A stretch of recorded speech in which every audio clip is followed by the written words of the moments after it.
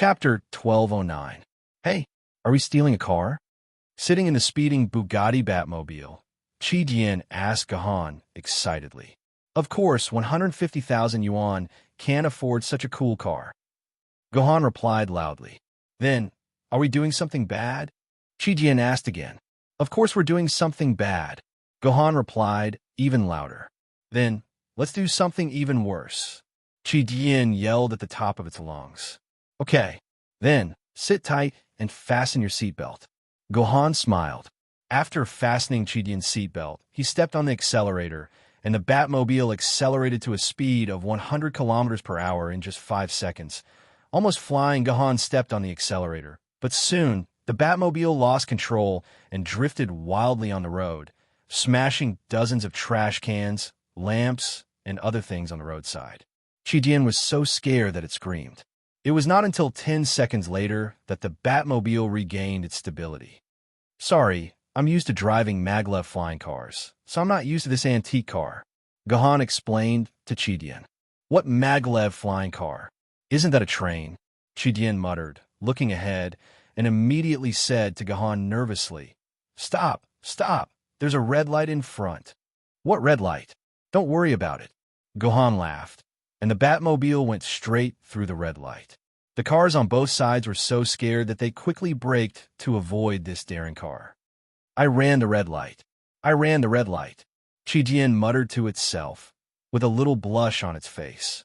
It could be seen that Qi Jian was very excited at this time. Sit tight, this is just the beginning. After Gahan said that, he stepped on the accelerator again. The Batmobile let out a monstrous roar and began to speed on the roads of Shanghai. Qi Jian glanced at the speedometer nervously and was shocked to find that the car had reached a terrifying speed of 220 kilometers per hour. It was about 10 o'clock in the evening. Although there weren't as many cars on the road as there were during the day, some roads were still very busy. While these cars were still moving slowly, with the cars in front carefully following the cars behind, a gust of wind blew past their cars. They didn't even see clearly what happened. They only saw a dark figure disappear at the end of the road. A girl in a miniskirt, who was standing on the side of the road, suddenly let out a scream. When the gust of wind blew past, her entire skirt was lifted up, revealing the smooth and black, triangular area inside, which made the eyes of the surrounding men stare straight. My goodness, this girl actually went out without any clothes. This was really an unexpected benefit. So good. Qi Jian screamed in fear, but shouted happily at the same time, so good. Qi Jian had taken all kinds of cars in her life, but it was the first time she had taken a car that drove 200 kilometers per hour in the city. She saw the roads that usually required her to slow down, and even traffic jams for a few hours pass by in the blink of an eye. She saw that the surrounding car owners didn't understand what was going on at all, and their faces were full of shock. She felt the Batmobile's crazy dodging and drifting, all kinds of intersections, and quickly shuttling through the entire city in unpredictable curves. Qi Jian felt extremely good. As a resident of Shanghai, there was no one who didn't complain about the traffic in Shanghai. Everyone fantasized that they could do whatever they wanted in Shanghai and drive as fast as they wanted, but it was just a fantasy after all. Even if those people had the guts, they didn't have the ability to do so. They had the ability to do as they pleased, even if it was only a millimeter away from the countless cars in front of them. This was a feeling that Qi Jian had never felt in her life. She felt so good that she was about to fly. Qi Jian was feeling good, but Shanghai's traffic control department was going crazy. Since 5 minutes ago, countless police calls have been made to their department. The Guardian said that a car was driving at more than 200 kilometers per hour in the city, and they hoped that the traffic control department could quickly stop this lunatic. At first, the traffic control department didn't believe it.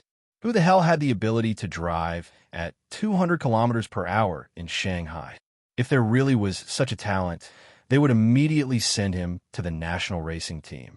However, as more and more police calls came in, the traffic control department had no choice but to look at the surveillance footage nearby. In the end, they were scared out of their wits when they saw the footage. F***CK. There was really someone driving at a speed of more than 200 kilometers per hour in Shanghai, without slowing down at all, completely ignoring all the cars and traffic police in Shanghai. Attention everyone! Attention everyone! There's a black, unlicensed car driving at 200 kilometers per hour in the city.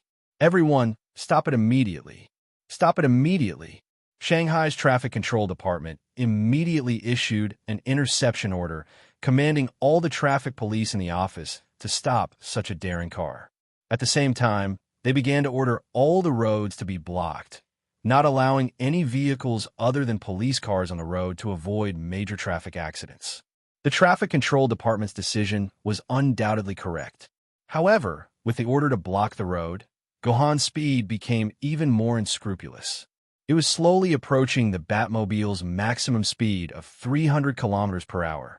Although the traffic control department's vehicles wanted to stop it, to be honest, who would have the guts to stop a crazy car that had reached 300 kilometers per hour? They could only watch as the Batmobile flashed past their car. Then, they had no choice but to start the engine and slowly chase after it at a speed of 100 kilometers per hour. This situation lasted for more than 20 minutes. Finally, the big boss of Shanghai was alerted. When the big boss heard that there was such an arrogant guy in Shanghai, he immediately flew into a rage. He said that no matter what the guy's background was, he had to catch him and hand him over to the people for trial. What kind of joke was this? Even a big boss wouldn't dare to reach 200 yards in Magic City. You're just a commoner. Why do you have to reach 300 yards in Magic City? What's the point of being Magic City's big boss then? With the big boss's order, this time, not only did the traffic control department start to take action, but the cars and police forces of the public security system and the armed police system also began to be mobilized. Finally, even the military sent people to block all the main roads in Shanghai. They began to encircle the daring Batmobile from all directions. Such a big scene also excited all the citizens of Shanghai. They posted all kinds of posts on the internet, guessing what had happened in Shanghai. In the end, many people agreed that there must have been a terrorist attack in Shanghai.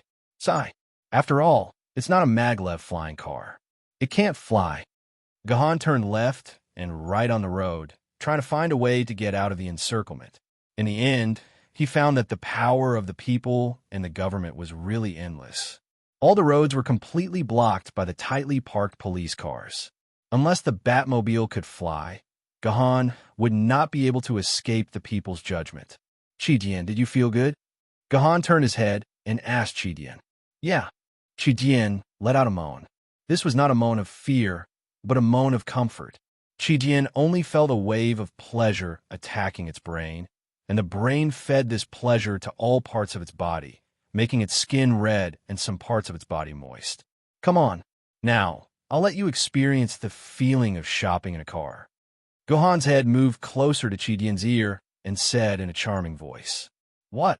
Before Chi-Jian could react to what had happened, the Batmobile made a huge drift. The whole car made a 90-degree turn in an instant and then directly rushed into a shopping mall on the side of the road. The staff in the shopping mall screamed and tried to avoid the rampaging car in the shopping mall. The various expensive luxury goods counters such as Chanel, Louis Vuitton, Dior, and Versace were all ruthlessly crushed in front of the Batmobile, turning into broken pieces on the ground, making the whole ground extremely sticky. Excuse me, I'm hungry. Give me 2 grilled sausages. Suddenly, Gohan stopped the Batmobile in front of a snack counter in the mall and threw a $100 bill to the dumbfounded salesperson. Okay, the salesperson had no idea what to do. He could only take 2 grilled sausages from the sausage grill machine, skewered them with wooden skewers, and handed them to Gohan in the car. It's okay. Keep the change. Gohan waved his hand and handed a grilled sausage to Chi-Jian. He said with a smile, Come on, try it and see if it's delicious. It's delicious. Chi-Jian bit the grilled sausage in her mouth excitedly. Although she was extremely disdainful of this kind of food before, now she felt that she had never eaten such delicious grilled sausages in her life. At this time, Chi-Jian was so excited that she almost couldn't speak. She often visited such malls on weekdays. Sometimes she even did the feat of booking the entire mall's goods. Anyway, her family was rich. But even if her family was rich, she had never driven a car in the mall. She even drove a car in the mall to buy grilled sausages. Such an experience her little friends might not have the opportunity to experience in their lives. The Batmobile once again drove wildly in the mall. At this time, the police and police cars who received the news rushed directly into the mall and surrounded all the exits of the mall. They were ready to catch Gahan like a turtle in a jar. Hey, what do we do now? We are completely surrounded. Seeing this scene, Chi-Jian said nervously, "Let's go to the second floor now," Gahan said with his eyes squinted. Nanny. Before Chi-Jian had time to be surprised, the Batmobile had rushed in front of the escalator. No one knew what Gahan did, but the front of the whole car instantly tilted up. The front wheels were directly attached to the handrails on both sides of the escalator. The four-wheel drive accelerated at the same time. The Batmobile directly went up along the handrails of the escalator and rushed to the second floor of the mall.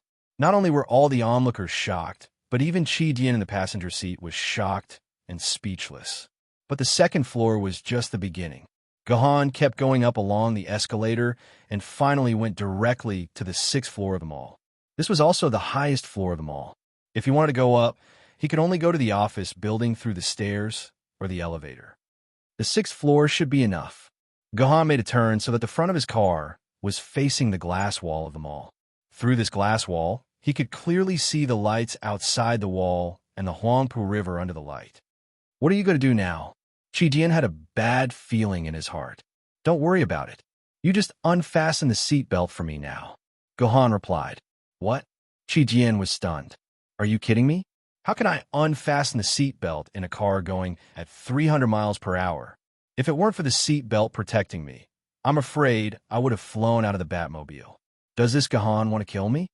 Just unfasten it. I will give you a better experience. Gahan said with a cold face. Better? Chi-Jian's face turned red. After hesitating for a while, he unfastened his seatbelt. At the moment when the seatbelt was unfastened, a strong, big hand grabbed Chi-Jian's arm. Come on, I will let you experience the feeling of flying over the Huangpu River. Gahan's head was close to Chi-Jian's ear, and he said in a charming voice in Chi-Jian's ear.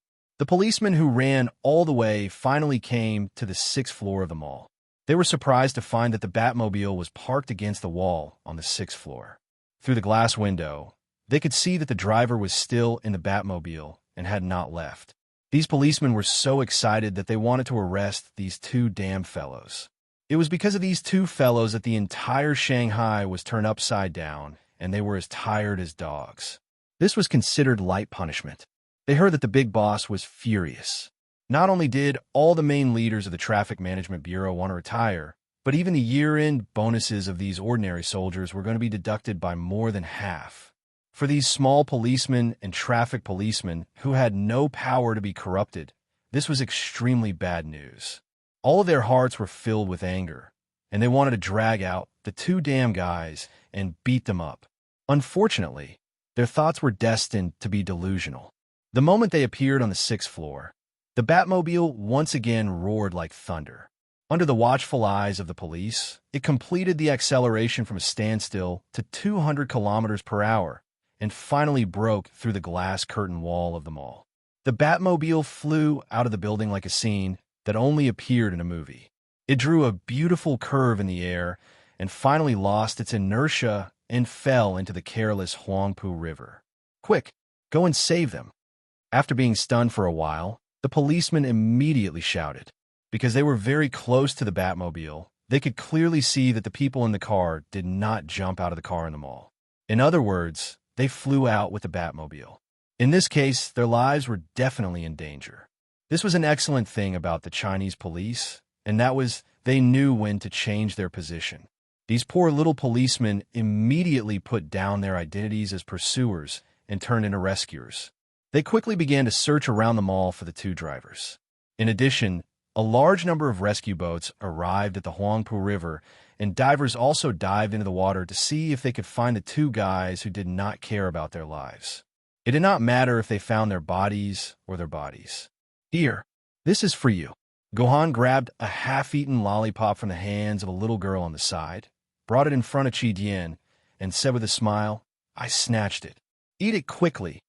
You bad guy, you actually have a nerve to snatch things from children. Chi rolled its eyes at Gahan, but it directly put the half-eaten lollipop into its mouth and shouted happily. Well, things that were snatched were fragrant, and the ones that were snatched from the little girl's hands were even more fragrant. Guhan smiled, picked up Chi, who was still eating the lollipop, and flew up under the gaze of the crying little girl. Finally, he landed on the roof of Jean Mao building. Then he took out a set of bed from his dimensional pocket, threw Chi on top of the bedding, and began to tear off the clothes on the other party's body. Be gentle. Why are you so anxious? Chi did not have any intention of resisting, but actively cooperated with Gohan's actions. The two old couple could be said to have directly launched a soul-stirring fight on the roof of Jean Mao building in Shanghai.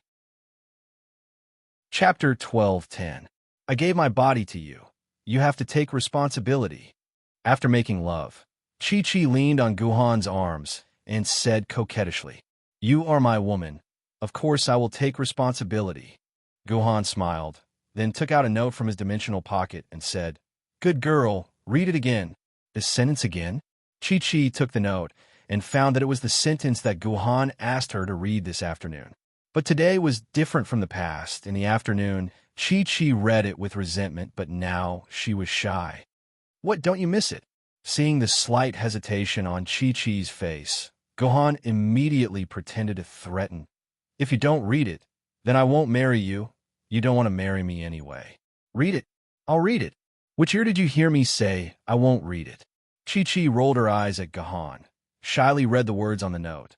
Gohan, I like you so much. I will marry you and be your wife. Okay. Captain, we have searched around the mall. The wreckage of the car has been found, but we can't find the shadow of the driver, whether it is the body or the corpse. There is no shadow. At the edge of the mall that was ruined by Gahan, at least 1,000 police officers surrounded it. Every weed was pulled up and searched, but they still couldn't find the shadow of the daring driver. It doesn't make sense. So many comrades saw with their own eyes. When they rushed out of the mall, they were definitely still in the car. The criminal investigation captain touched his chin with some distress. What about the video?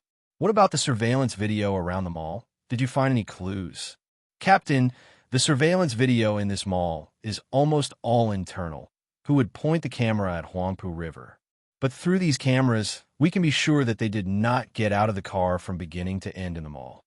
Then don't just stare at the mall surveillance video. Collect all the other surveillance videos around the mall. Maybe someone's camera is pointing at Huangpu River. We have to find the two of them, or else we won't get our year-end bonus. The captain said in desperation, Captain, I found it. I found the way the car came from. At this moment, another police officer hurriedly ran over and said loudly, Tell me, what is the origin of the Batmobile? The criminal investigation captain asked quickly. An hour ago, we received a call from the Golden Palace Luxury Car Club saying that two people cheated them of their limited edition Bugatti Batmobile, which is worth $10 million. I've seen the picture of that car. It's exactly the same as the car that caused the accident today. There's no mistake. This car is the Bugatti Batmobile that was lost at the Golden Palace Luxury Car Club. The criminal policeman said quickly, Why are you only telling me such important news now? Since they called the police an hour ago, why are you talking about it now? The criminal police captain scolded. Captain, this really has nothing to do with us. Although petty theft is a criminal case, it has always been handled by the patrol police. We criminal policemen don't intervene in these things. Even if people reported it, the 110 Response Center wouldn't hand the case over to us, right? If it weren't for this incident today, this case would still be in the police station, and it wouldn't be our turn to intervene in it, the criminal policeman said with grievance. Come on, don't be so arrogant. Let's go to the luxury car club with me. I want to see who is playing such a big show for me. The captain of the criminal police snorted coldly and left with his men. Soon, they arrived at the Golden Palace Luxury Car Club, and they also saw a big hole in the glass wall. It seems that this guy is used to hitting the wall. He doesn't like to go through the front door, so he goes through the back door. The criminal police captain said hatefully. Immediately, a guy in leather shoes with a big belly walked out of the luxury car club and greeted them with a bitter smile. Captain Chow, Miss Chow, We finally meet again, but I didn't expect it to be like this. Yes. The criminal police captain nodded. I always thought that the next time we meet would be when I put handcuffs on you, but I didn't expect it to be like this. This guy, you actually reported the case and asked us to come over. Is there anyone in this world who dares to steal business from you, young Masterchin? I say, Captain Chow, I am a good citizen who abides by the law. You can't slander me, young Master Chun said with a gloomy face. Come on, I won't tell you about the past. What happened?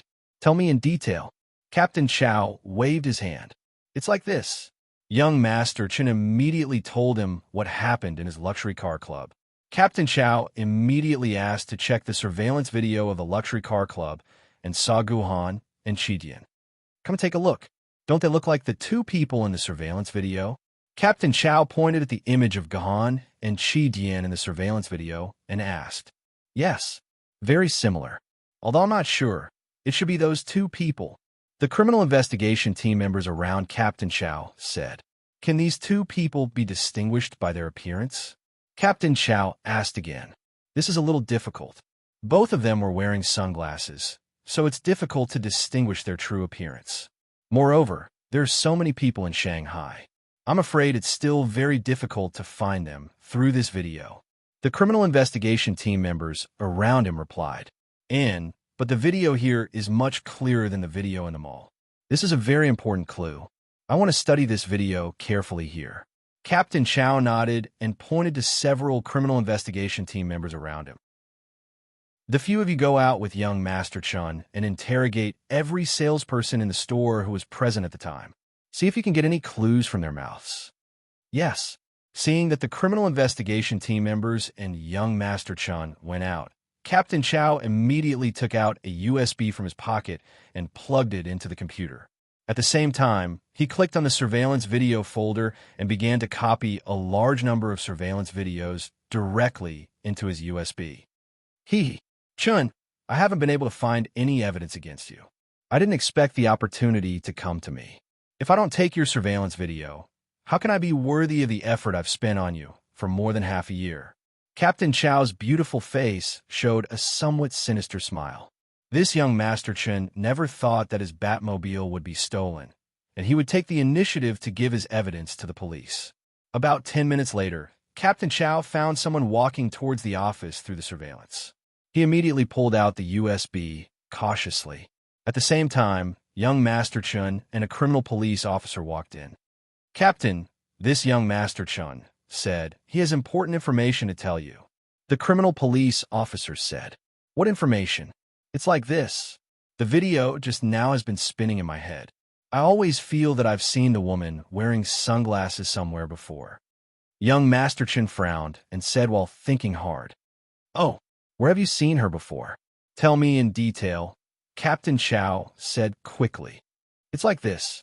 Last year, I attended the coming-of-age banquet of Shunfeng Group's chairman's daughter, Wang Qiqi. I met Wang Qiqi a few times and even spoke a few times. I have a deep impression of her. Now that I think about it, the woman wearing sunglasses is very similar to Wang Qiqi in terms of body shape and facial contours. It feels like they're the same person, young Master Chen said. Shunfeng Group's chairman's daughter? Are you kidding me? She's a big boss with a net worth of tens of billions. She could buy her Batmobile with just a strand of hair. Is there a need to rob her? Your brain must have gone haywire, Captain Chow said with a pout. I also thought it was very strange, so I didn't say it out loud. It's just that the more I thought about it, the more it seemed like it. I gradually felt uncomfortable in my heart, so I had to say it out loud, young Master Chen said with a bitter smile. There are many people who look alike in this world. Maybe these two people really look alike. Don't waste your time on this matter. The boundless world, my love. Captain Chow hadn't finished speaking when her phone rang. What? In the end, within a few seconds of the phone ringing, Captain Chow shouted in shock. Then, she whispered a few words to the person on the phone before putting down the phone with a heavy expression. Captain Chow, what's going on? Why are you so shocked? Young Master Chen saw and immediately asked curiously. All right, this matter has nothing to do with you. Let's go. Captain Chow ordered the team to retreat. Don't, Captain Chow. You have to tell me what to do if I lose my car. Young Master Chen saw that Captain Chow was leaving and immediately chased after her nervously. Don't worry, your car has been found, Captain Chow said with a smile. Really? Young Master Chen let out a long sigh of relief and immediately asked, Then where's my car? When can I get my car back? This is really a little troublesome. Captain Chow stroked her bangs. Your car is now lying in the Huangpu River. When we salvage it, we will let you know, and you can go get it. What? My car is in the Huangpu River. Young Master Chen was shocked. Are you kidding me? A super luxury car like the Batmobile, once it was soaked in water, it became worthless. The Batmobile that could be sold for $10 million was now sold for $5 million. In the blink of an eye, it lost half of its value. Young Master Chen even lost his underwear. Young Master Chen chased after her and wanted to say something to Captain Chow. Unfortunately, Captain Chow didn't care about him at all. He directly brought his men to the police car and left. Captain, what happened? After getting in the car, the team members asked Captain Chow curiously. AI, that guy with the surname Chun was right. Something really happened to the Missy of the Shun phone group. Captain Chow's face was also full of shock. Just now, the station received a report that the Missy of the Shun phone group went missing at home. We are going to the Missy's house immediately. What's wrong with this world? Troublesome things happen one after another. They don't even let us rest. Hearing Captain Chow's words, the other administrative team members immediately wailed. Captain, it's almost 10:30 at night. If we go to the Missy's house now, won't it drag on until midnight? So be it. What can I do when it comes to this? Don't I have to work overtime with you guys? Captain Chow rolled his eyes at his men. Listen, the boss of Shun Phone Group is a rich man. If you rescue his daughter, we'll be able to recoup our lost year-end bonus this year.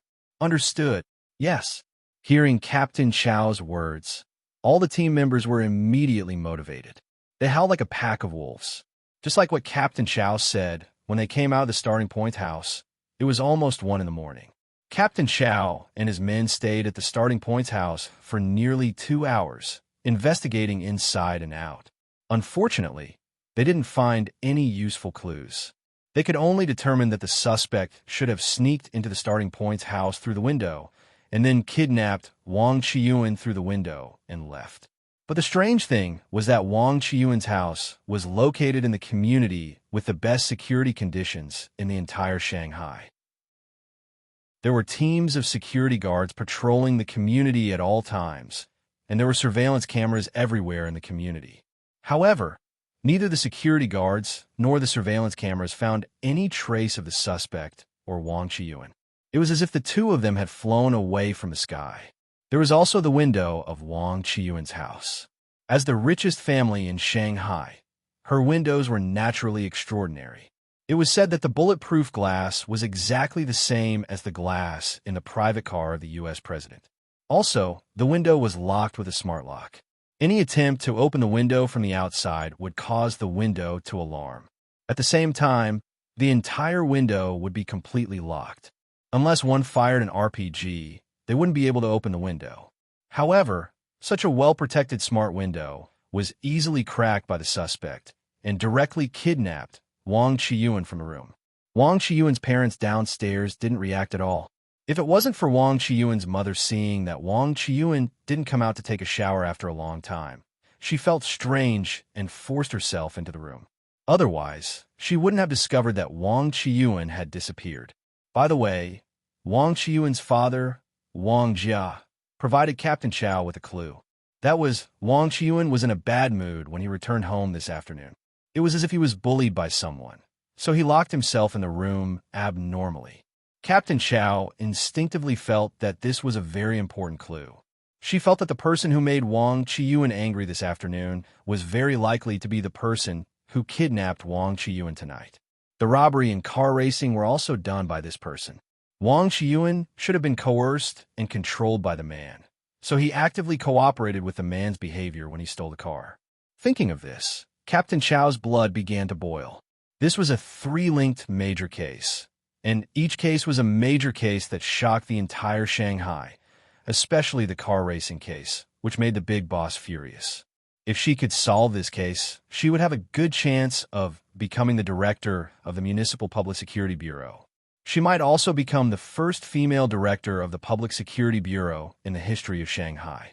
Thinking of this, she clenched her fists and secretly swore, "Stupid thief, I must catch you with my own hands, or I won't be called Chao Etienne." "Gahan, what's your plan? Will the two of us be stuck in this illusion forever?" On the roof of Jean Mao building, Chiyuan said to Gahan worriedly. From her words, Chiyuan could tell that at this time, Chiyuan had completely recovered her original memory and became Gahan Sword Lady again. "I have a feeling that if I can find all the sword ladies, then I can find the extinguished celestial sword hidden in the crowd. As long as I can restore the memory of the extinguished celestial sword, we can leave this world," Gahan said with certainty. "Then do you know how to restore the sword lady's memory?" Chiyuan thought for a while and looked at the note in her hand. "You don't really think that as long as you say this, we can really restore our memory? Don't worry. Through your and Qing Pin's experiments, I have roughly figured out how to restore your memory." Gohan touched the hilt of Qing Pin's sword on the scabbard. Because of children's not easy, Qing Pin had been forced to be locked in the scabbard by Gohan. "What is it?" Gohan suddenly pushed Chidian down under him, and at the same time, his hands began to roam around Chidian's body, caressing it up and down.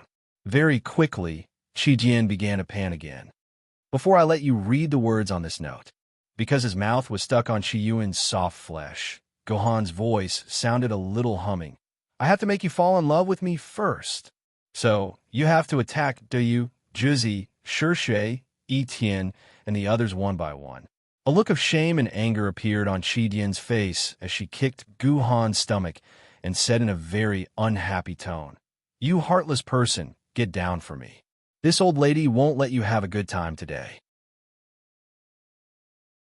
Chapter 12:11. Although she said that she wouldn't allow Gahan to attack other sword maidens, Chidian knew that it was something she couldn't stop. Not to mention that if Gohan didn't attack these sword maidens, he wouldn't be able to leave this virtual illusion. Even if he successfully left this illusion in the future, what would the other sword maidens think of him? Wouldn't he become the target of everyone? Therefore, even though she was unhappy, Chidian had no choice but to agree to Gahan's request. Not only did she agree to allow Gahan to attack other sword maidens, but she also agreed to cover and cooperate with Gahan's actions.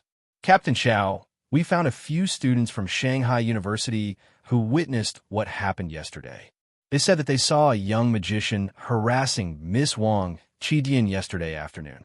Miss Wang Chidian seemed very angry and disliked the magician, but she couldn't get rid of him. In the end, she left the university angrily.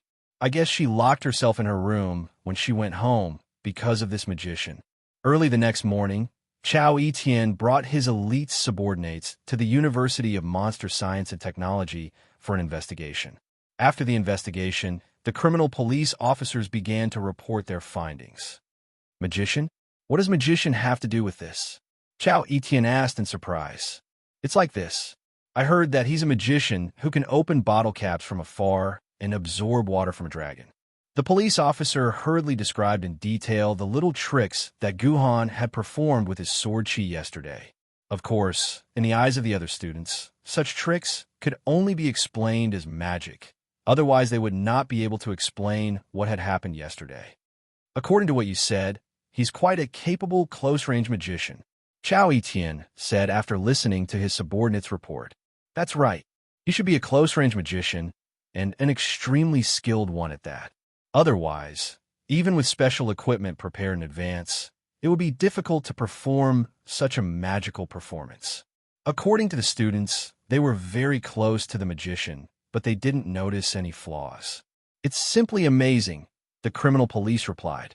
"Yes, that explains everything." Realization dawned on Chao Etienne's face. "You're right. The person who kidnapped Miss Wang must be a very powerful close-range magician.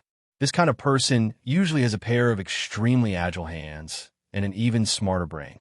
Only this kind of person would have a way to crack the smart window in Wang Chi-Chi's house." "That's right, that must be it. I'm 90% sure that the magician is the one who kidnapped Miss Wang." At this point, Chao Etienne glared at his men and shouted, "Why are you still standing here? Hurry up and get the surveillance footage. Let's see if we can capture the magician's face." Yes. The criminal police officers obeyed the order and quickly got the video in their hands, but the results were not satisfactory. When the magician walked, there was a child sitting on his shoulder. The child's feet blocked the magician's face, so they couldn't confirm the magician's face even after looking through all the videos. After receiving this rather unfavorable feedback, Chao Etienne thought for a while and quickly gave new orders to his men. He divided his men into 3 teams. The first team would follow the route that the magician took when he entered and left the school. Along the way, they would get all the surveillance footage to see if they could find 1 or 2 photos that could clearly capture his face. The second team would go online to social media platforms such as forums, Weibo, WeChat, Facebook, and so on. They would look for all news about close-range magicians. According to Chao Etienne's idea, all close-range magicians were performers. In essence, they were no different from celebrities. They were eager to show off and let everyone know about them. Therefore, those powerful magicians would definitely have their own public accounts on social media platforms, such as Weibo and WeChat. By looking for all the close-range magicians who were in Shanghai during this period of time, they might be able to find the criminal suspect. The third team was sent by Chao Etienne to re-examine all the crime scenes to see if they could find any evidence that they had missed last night. Needless to say, with this 3-pronged approach, he really did find some useful clues. The first team to bring good news was the first team. They found a video of the magician on the ICBC surveillance camera. In this video, the magician showed his face for the first time. However, due to the quality of the camera, the photo wasn't very clear. They could only vaguely determine the magician's face. Then, the third team brought good news. This team actually found an extremely important clue in the Golden Palace Luxury Car Club. It was the money that the man left behind. Because of her greed, the beautiful saleswoman didn't tell them about the tips when they first asked. It wasn't until the police asked for the second time that the beautiful saleswoman's psychological defense was broken. She confessed that she had received the man's tips in stacks of cash. In the end, the police seized all the cash.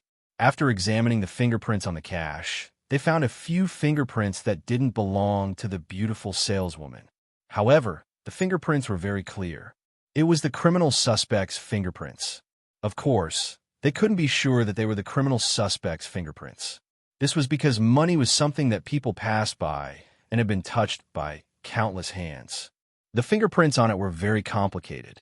They could only make a rough judgment based on how old it was.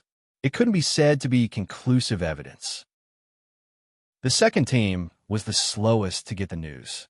They searched the internet for a long time, and in the end, they only found 3 suspicious magicians. However, among the 3 magicians, one of them was an old man in his 70s. Obviously, he couldn't be the criminal suspect. The other magician was a well-known gay in the circle. On the afternoon of the incident, he was having sex with a group of male friends in a hotel. There were too many alibis, and according to some secret information held by the police, the popularity and strength of this close-up magician were mostly exaggerated. Although he was very famous, his skills were actually terrible, and he was despised by his peers in the circle. Adding these 2 conditions together, they could basically rule out the suspicion of this magician. The last magician was even less likely because the magician was a woman. When all the information was placed in front of Chao Etienne, he thought for a long time, showed a proud smile, and then pulled out the information of one of the 3 magicians. "It's him. I think there's a 70% chance that the criminal is him." Chao Etienne took the magician's information and said with certainty, "It can't be, Captain. Are you mistaken?" Seeing the information that the captain pulled out, the team members said in disbelief, "That's right, it's this person." Chao Etienne confirmed once again, "But Captain, this is a woman." The criminal police said in confusion, If she wasn't a woman, I wouldn't be so suspicious. But because she is a woman, I'm even more certain that the criminal suspect is her." Chao Etienne said with a face full of pride and confidence. The other criminal police looked at each other, expressing that they were very confused. They didn't understand what the captain meant at all. I told you a long time ago to think more. Don't be confused by the appearance of the incident.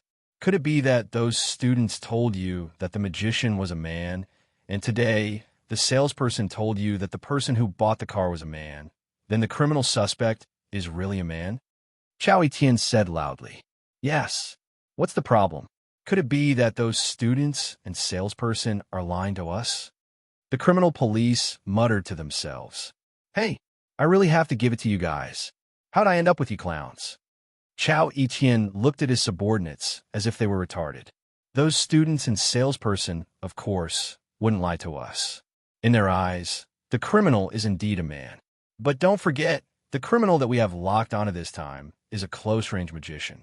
As a magician, transfiguration, disguise, and makeup are all their basic skills. It's actually very easy for them to change their appearance. Captain, what you mean is that the magician was actually disguised as a man, and she's actually a woman.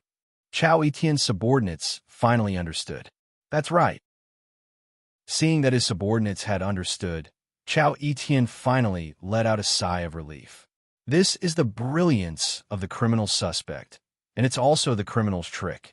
He purposely presented the illusion of a man in front of outsiders to confuse us.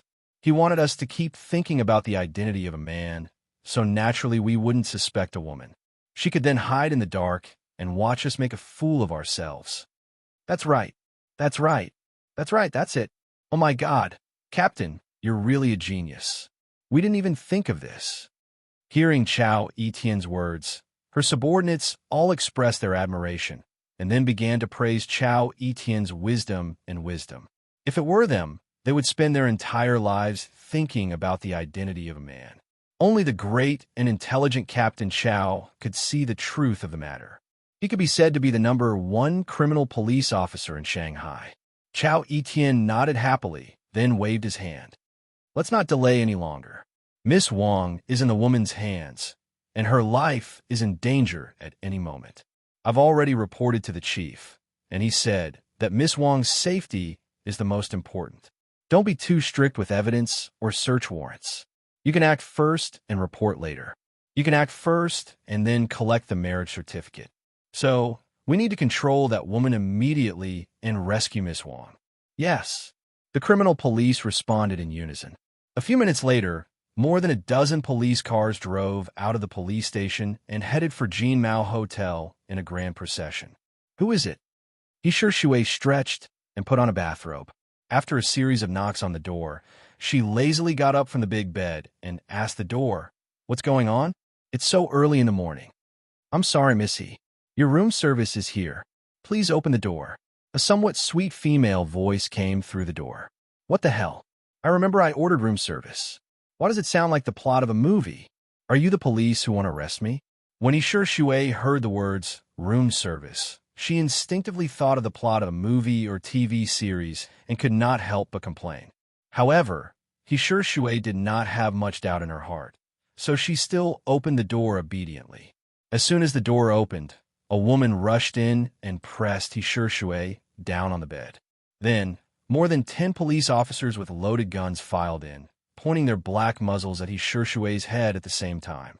He Shui was so scared that she immediately raised her hands and shrank in the corner of the wall, shivering.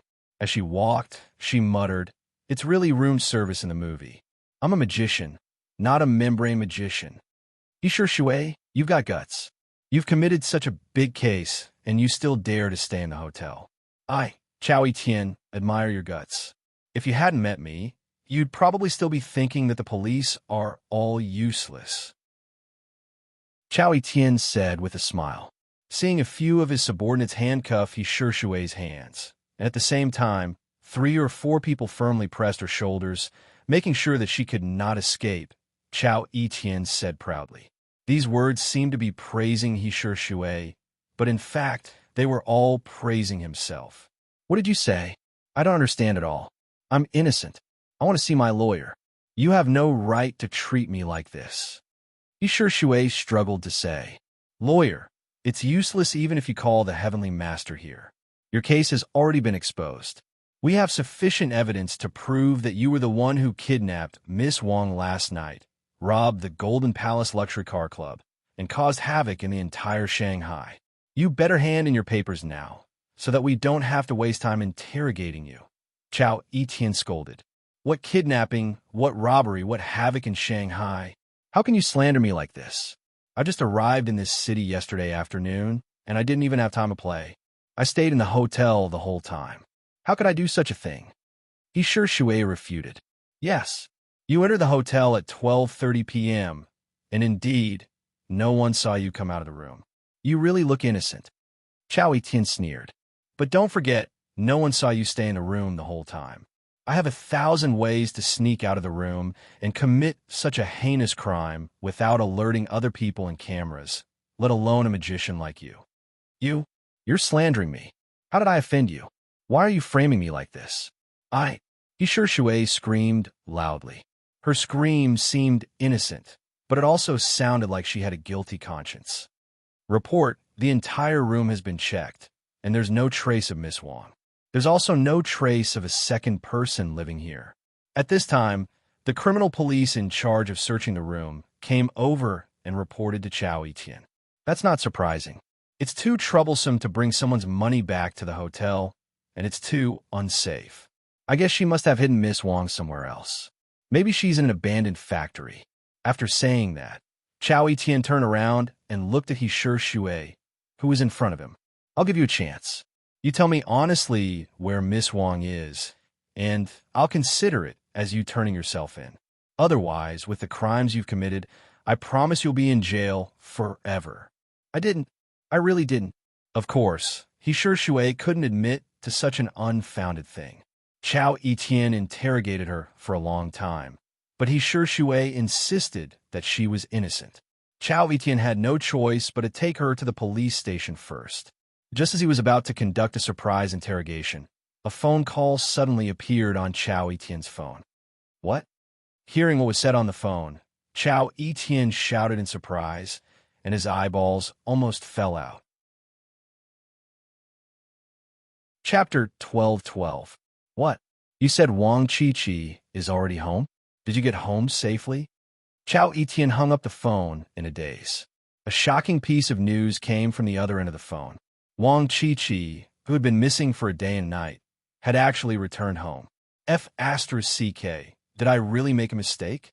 Looking at the back of He Shui, who was locked up in the detention center, Chao Etian muttered unconfidently for the first time in his life. Captain Chao, what should we do now? The surrounding police officers had also figured out what was going on from Chao Etian's words and were at a loss as to what to do. What do you mean, what should we do? Of course, we should immediately go to Miss Wang's house and investigate the matter, Chao Etian said with a livid face. Then what about this magician? The criminal police officers looked at the location of the detention center with a guilty conscience. He Shui could be considered an internationally famous close-range magician.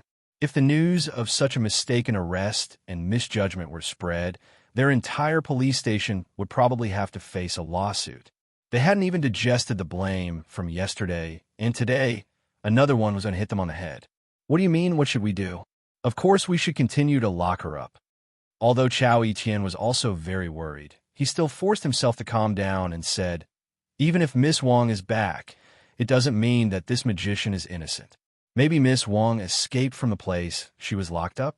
Or maybe this magician and the person who kidnapped her are in cahoots, and they both committed the crime together? Before the matter is clear, lock her up in the detention center and don't let her out. Yes, although these police officers could already see that Chao Etian was putting on a strong front, they had no choice but to follow the captain's words. If the captain was right, then they didn't arrest the wrong person. If the captain was wrong, then the main responsibility would be on Chao Etian. They could also take the opportunity to unload the burden and clear the punishment of arresting the wrong person. Chairman Wang, when will Miss Wang come down? We've been waiting for almost an hour. In the hall of the Wang family's villa, Chao Etian asked Wang Jia, the CEO of Shunfeng Group, in front of him anxiously. Captain Chao, don't ask me. I don't know when she will come down either. Wang Jia's face was still filled with indignation and worry. Although my daughter is back, she's not in a good state of mind. She's still resting in her room. Just wait here until she's well rested. Chao Etienne's face darkened when he heard Wang Jia's unyielding words. If it was an ordinary family, Chao Etienne would have forcibly woken up the sleeping lady. However, the problem was that the person in front of her was the richest man in Shanghai. Not only was he a guest of the big boss of Shanghai, but he also often attended all kinds of meetings with the #1 chief and participated in all kinds of overseas visits. Chao Etienne couldn't afford to offend such a person's influence and identity. Although she had a strong passion for solving cases, she also had a strong passion for promotion. She didn't want her path to promotion to fall into the hands of this big boss. In the end, he waited for almost 3 hours. When Chao Etienne felt like his head was about to explode, he decided that no matter how powerful the Wang family was, he was going to rush up and drag Wang Qiqi down. At that moment, the Missy finally arrived and slowly walked down the stairs. Sigh, I shouldn't have squeezed her so hard yesterday. I'm trying to make that heartless guy have no energy to harm other women. Qiqi thought helplessly as she walked down the stairs. Last night, when she heard Gahan say that he was going to woo other sword ladies and use his love to awaken their memories, Qiqi's jealousy rose to her throat. Although she had no choice but to agree to Gu Han's request, she was still very unwilling. She simply used the methods of a woman and asked Gu Han for a total of 7 or 8 times. She tried to use this method to make Gu Han not have the strength to do so that he would not harm the other sword ladies. In the face of such pressure, Gu Han naturally did not refuse. The two of them worked until 4 or 5 o'clock in the morning before they stopped. However, after they stopped because of Yuan Ko's body, Gahan was still full of energy. However, Qiqi, who was just an ordinary person, couldn't take it anymore. She squeezed her legs tightly together and could barely stand up. Under Gahan's escort, she returned to the neighborhood near her home. Then, she followed him back home and fell asleep. She only woke up slowly when the sun was high up in the sky.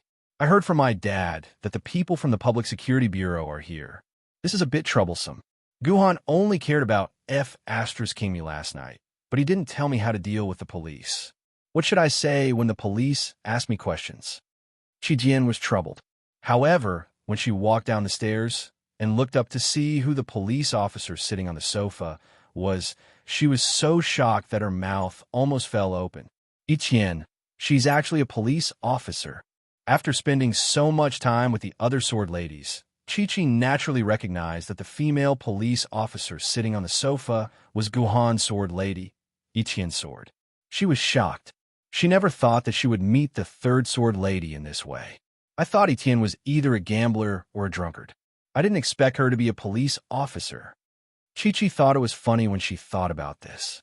It was hard for her to connect Etienne, who liked to drink, gamble, and lie to children, with the image of a police officer. Forget it. If I didn't recover my memory, I wouldn't have thought that I would become a rich lady. While Qiqi was thinking, she unknowingly sat on the sofa opposite Etienne. Baby, did you sleep well? Do you want to go back and sleep? Let these police officers wait a little longer so I can treat them to a meal. Wang Jia looked at her daughter's dazed expression. She thought that her daughter didn't sleep well or that she was traumatized. She immediately said with concern, "Don't. We still have a case to deal with. We don't dare to stay for dinner. Just ask a few questions. It'll be quick," Etienne said before Qiqi could speak. What a joke. She had already waited for more than 3 hours. She was going to go crazy when it was time for dinner. "It's okay. Ask away. It's okay. I was just a little dizzy just now." Qiqi nodded and said calmly, "All right then. Thank you for your cooperation, Miss Wang. We'll just ask a few questions," Chao Etienne said quickly. She then asked impatiently, "May I ask, Miss Wang, what time were you kidnapped by the suspect yesterday? How did the suspect break in through the window?" "I don't know," Qiqi answered with a blank expression. "I was very tired at that time. I was sleeping on the bed. When I woke up, I was already under the person's control. I don't know the exact time and how he broke the window." "Oh," Chao Etienne nodded. "Do you remember the suspect's appearance, figure, gender, and so on?" "Very ordinary appearance. He's about 1.76 meters tall, Of course, he's a man, Etienne said. A man? Chao Etienne's face froze. She asked again to confirm. Are you sure it's a man? Are you 100% sure that he's a man? Do you even need to ask? Chi-Chi's face turned red. I'm very sure that he's a real man. It's over. Hearing this, Chao Etienne felt bitter in her heart. Chi-Chi's words almost told Chao Etienne that her judgment was wrong. He sure Shui wasn't the suspect. He was just an unlucky child. Chao Etienne's case wasn't solved, but she was going to be in big trouble. How did the suspect bring you out of the house? We've looked at the surrounding surveillance footage, but we couldn't find how you guys left. Chao Etienne asked weakly. He flew over. Chi-Chi thought about it and decided to answer the question honestly. He flew over with me in his arms. What fly? Chao Etienne almost bit her tongue. What kind of bullsh** answer was that? Were there birdmen in this world? Miss Wang, you better think carefully before you answer. If you're feeling dizzy, you should rest a bit more. Don't give me some random answer, Chao Etienne said with a bitter smile. Captain Chao, I'm very calm and very awake right now. I can tell you very clearly that I was carried by him all the way to the Golden Palace Luxury Car Club. Chi-Chi used a very clear voice to confirm again. How was that possible? Before Chao Etienne could finish, Wang Jia coughed and suddenly interrupted. Officer Chao, you may have been on the front line of the criminal investigation industry, so you don't know much about the recent developments in the technology world. I just came back from the United States last month. The top technology companies in the United States have already developed a single-person flying device. It's about the size of a backpack, and it can fly about 50 kilometers. Do you think it's possible that the suspect used this kind of single-person flying device? There's such technology? Chao Etienne was shocked, but she calmed down instead. A big shot like Wang Jia wouldn't lie to a police officer like him. There must be such a single-person flying device in the United States. Judging from a distance, the Wang family's house was about 40 kilometers away from the Golden Palace Luxury Car Club, which was within the range of a single-person flying device. From a technological point of view, it could perfectly explain how the man was able to escape from all the surveillance. Then, Miss Wang, did you see the person carrying a backpack on his back? Chao Etienne immediately asked Chi-Chi. Now that you mention it, I remember that he was carrying a backpack on his back. Chi-Chi couldn't think of a perfect way to explain Gahan's ability to fly, so she said it casually. Realizing that everything was within the range of scientific explanation, Chao Etienne let out a long sigh of relief. He then asked Chi-Chi about other things, such as the situation at the Golden Palace Luxury Car Club, the car racing situation, and the situation at the shopping mall. When we finally flew out of the mall, he was the one who grabbed my shoulder, then opened the door and flew out. Finally, we landed near a remote factory, and then he locked me there for the whole night. When the interrogation was about to end, Chi-Dian answered, I see. No wonder we couldn't find you near the shopping mall. You flew out. Although this explanation sounded extremely awkward and didn't seem to be true at all. But this was the only explanation that could explain why Chi-Dian and the others disappeared into thin air in the Batmobile. Then, Miss Wang, how did you escape? If the suspect is really as powerful as you said, how did a weak girl like you escape from him? Chao Etienne asked the biggest question in his heart. I didn't escape. He let me go. Etienne said faintly. He dropped me off near my house this morning, and I walked home by myself. He let you go. Why is that? Chao Etienne almost jumped off the sofa. She couldn't understand what the suspect was thinking. This criminal suspect had used magic, used a newly developed single-person flying device, and even spent a lot of effort to rob a Batmobile. Now, the whole of Shanghai was in a frenzy, causing chaos in the whole of Shanghai. If it weren't for the control order issued by the higher-ups to control all the news media and prevent them from reporting the truth of last night, they would only say that the whole city was carrying out a large-scale anti-terrorism exercise to deal with possible terrorist threats in the future. Only then would they be able to suppress most of the citizens' doubts. But after all, there were still many witnesses who saw what happened with their own eyes, and they also saw the crazy Batmobile. In order to delete the scattered posts and news on the internet, the people in the publicity department of the Municipal Party Committee were so anxious that their hair turned white. This criminal suspect paid such a high price and made such a big move. He thought that he wanted to capture the daughter of the richest man to ask for a large ransom. But he never expected that the other party would release Wang Qiqi in the end. This was simply unreasonable. Miss Qiqi, you better tell me the truth. Otherwise, even if you are Miss Wang, I will have to ask you to go to the police station. Chao Etian sorted out her emotions and felt that Wang Qiqi might be lying, so she said in a low voice, "Officer, please watch your words. Why do you have to bring my daughter to the police station? I will ask my lawyer to contact your director. Don't make things ugly for everyone." Hearing Chao Etian's threat, Wang Jian knocked on the coffee table in front of him meaningfully. "Stop knocking. Director Wang, you can't scare me. You know how big this incident is. I heard that the secretary has already smashed 7 or 8 cups. Just the direct leaders of our public security department. 4 of them retired early. If this matter isn't cleared up and the suspect isn't caught, even if you're the richest man in the country, you won't be able to withstand the anger of our secretary." Wang Jia was so angry that he wanted to say something, but he shut his mouth when the words were about to come out. As the richest man in Shanghai, he clearly knew how big the impact of this incident was in Shanghai. This officer wasn't lying. If his daughter refused to tell the truth, maybe the big shot would deal with him harshly, just like the rich man with the surname Huang. "It's okay. Just say it. It's already happened anyway. Your daughter doesn't think it's embarrassing." Wang Qiqi smiled awkwardly, revealing a sad and desperate expression. He said that his net worth is more than 1 billion, and he doesn't care about money. He doesn't care about money? Then what does he want? Chao Etian continued asking. Men like nothing more than money, power, and sex. Since he doesn't care about money, and he can't get power by kidnapping me, then the only thing I can give him is sex, Wang Qiqi said in a calm but explosive voice. Could it be? Chao Etian closed her mouth halfway. With the richest man in Shanghai here, she didn't dare to speak carelessly. There's nothing to hide. You guessed it right, I was raped by him, Qiqi said lightly. I'm sorry for bothering you today.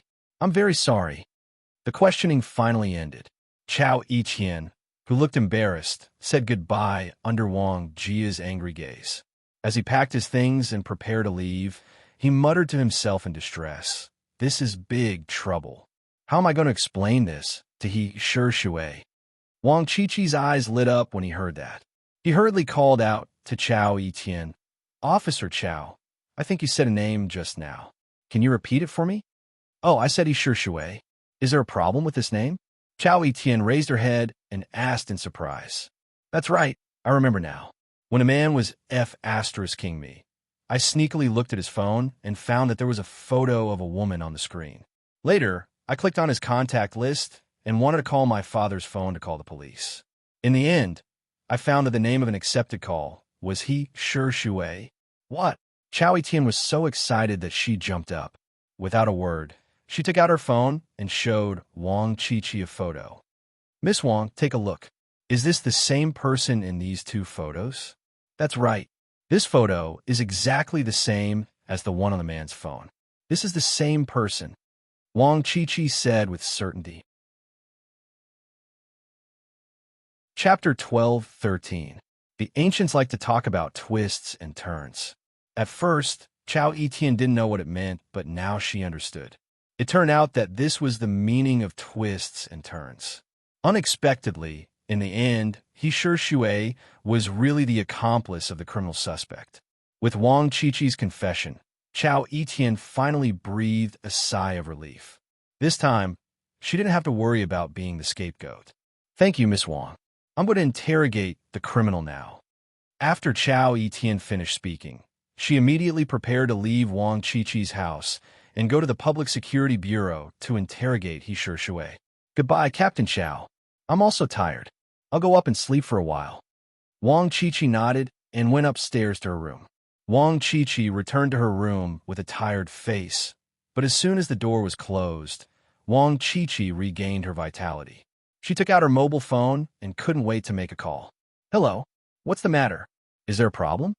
The phone was quickly connected, and Guhan's tired voice came from the other end of the phone. What are you doing now? Wang Qiqi asked hurriedly. Didn't I tell you already? I'm currently wandering around the city to see if I can find Etion and the others. Guhan's voice was indeed very tired. It was probably because the matter of finding them was too depressing for him. Hey, let me ask you, if I help you find them, what reward will you give me? Chi-Chi asked happily and expectantly. Stop fooling around. You haven't left the house since I sent you home. How can you find the person you're looking for? Guhan said with a face full of disbelief. Don't look down on me. I'm the kind of woman who knows everything in the world without going out. To tell you the truth, I didn't just find one sister now. I found two sisters. Chi-Chi said proudly and proudly. Let me tell you, if you don't give me a satisfactory reward this time, I'll let you find them alone. I won't say a word. Really? Guhan paused for a moment, then put away his joking tone. Then tell me, what kind of reward do you want? All right, I want you to promise me that after we leave this illusionary realm, you must stay away from Iqian, Juzi, Shishui, Zhu, Xian, Juexian. That's right, and Xin Yuan. That's right. And the two future sword maidens of the celestial sword tier, you must stay far away from them. You're not allowed to have any ill intentions towards them. Etion spoke loudly. Her words included all the other sword maidens besides Qing Pin and Douyu, whom Guhan would never have any ill intentions towards. She could be considered to have completely revealed her intention to monopolize Guhan. Why didn't you include Wen Meiyun as well? It was conceivable that on the other end of the phone, Guhan couldn't help but roll his eyes. Don't think that I don't know that Wen Meiyun and her mother have already been taken in by you. You can't possibly give them to others. Anyway, they're just two maids, women who can't enter the main hall. I'm not really jealous of them, Qi Jian said arrogantly. However, there was actually another reason that Qi Jian didn't say, and that was that Wen Meiyun and her mother were humans and not sword maidens. This made Qi Jian not take them seriously. Only Guhan and the other sword maidens were true opponents in Qi Jian's eyes. Is that so? Then let me think about it, Guhan said with some hesitation. What think about it? Let me tell you, if you don't give me an answer in 3 minutes, I definitely won't tell you where they are. Qi Jian now had a handle in its hands, and it began to wantonly knead Guhan. All right, it's been 3 minutes. You should tell me the answer. Actually, it hadn't even been 3 minutes, and Qi Jian asked impatiently again. Oh, then you can keep this secret. There's no need to tell me. Guhan replied indifferently. What? You don't want to know where Etion and Shishui are? Qi Jian immediately turned pale with fright when it heard Guhan give it a negative answer without hesitation. She could hear that Guhan wasn't joking with her. He really rejected her deal. So Qi Jian accidentally said the names of the two sword maidens. Of course I want to know. Guhan on the other end of the phone smiled and said with slight mockery, But I already found where they are. That's impossible. How did you find them? I clearly didn't reveal any information to you, Qi Jian asked in disbelief. This deal of yours is the biggest spoiler. Guhan smiled even more happily. You didn't go out of your house, but you could find Etion and Shishui. Then it's very likely that these two people came looking for you. Also, other than your friends and relatives, the only people who would come looking for you are the people from the Public Security Bureau. So just 3 minutes ago, I specially searched the official website of the Public Security Bureau and happened to see the news that our Miss Chao Etian solved another big case. Isn't it delivered to me now? Guhan's words made Qi Jian so angry that she almost spat out blood. How could this guy be so smart? He found Chao Etian with just one sentence and one clue. She felt like she had become someone else's wedding dress. What about Shishui? I don't believe you can find where she is, Qi Jian said unwillingly. Oh, I guess you definitely didn't see our Miss Chao Etian's Weibo. Guhan pouted.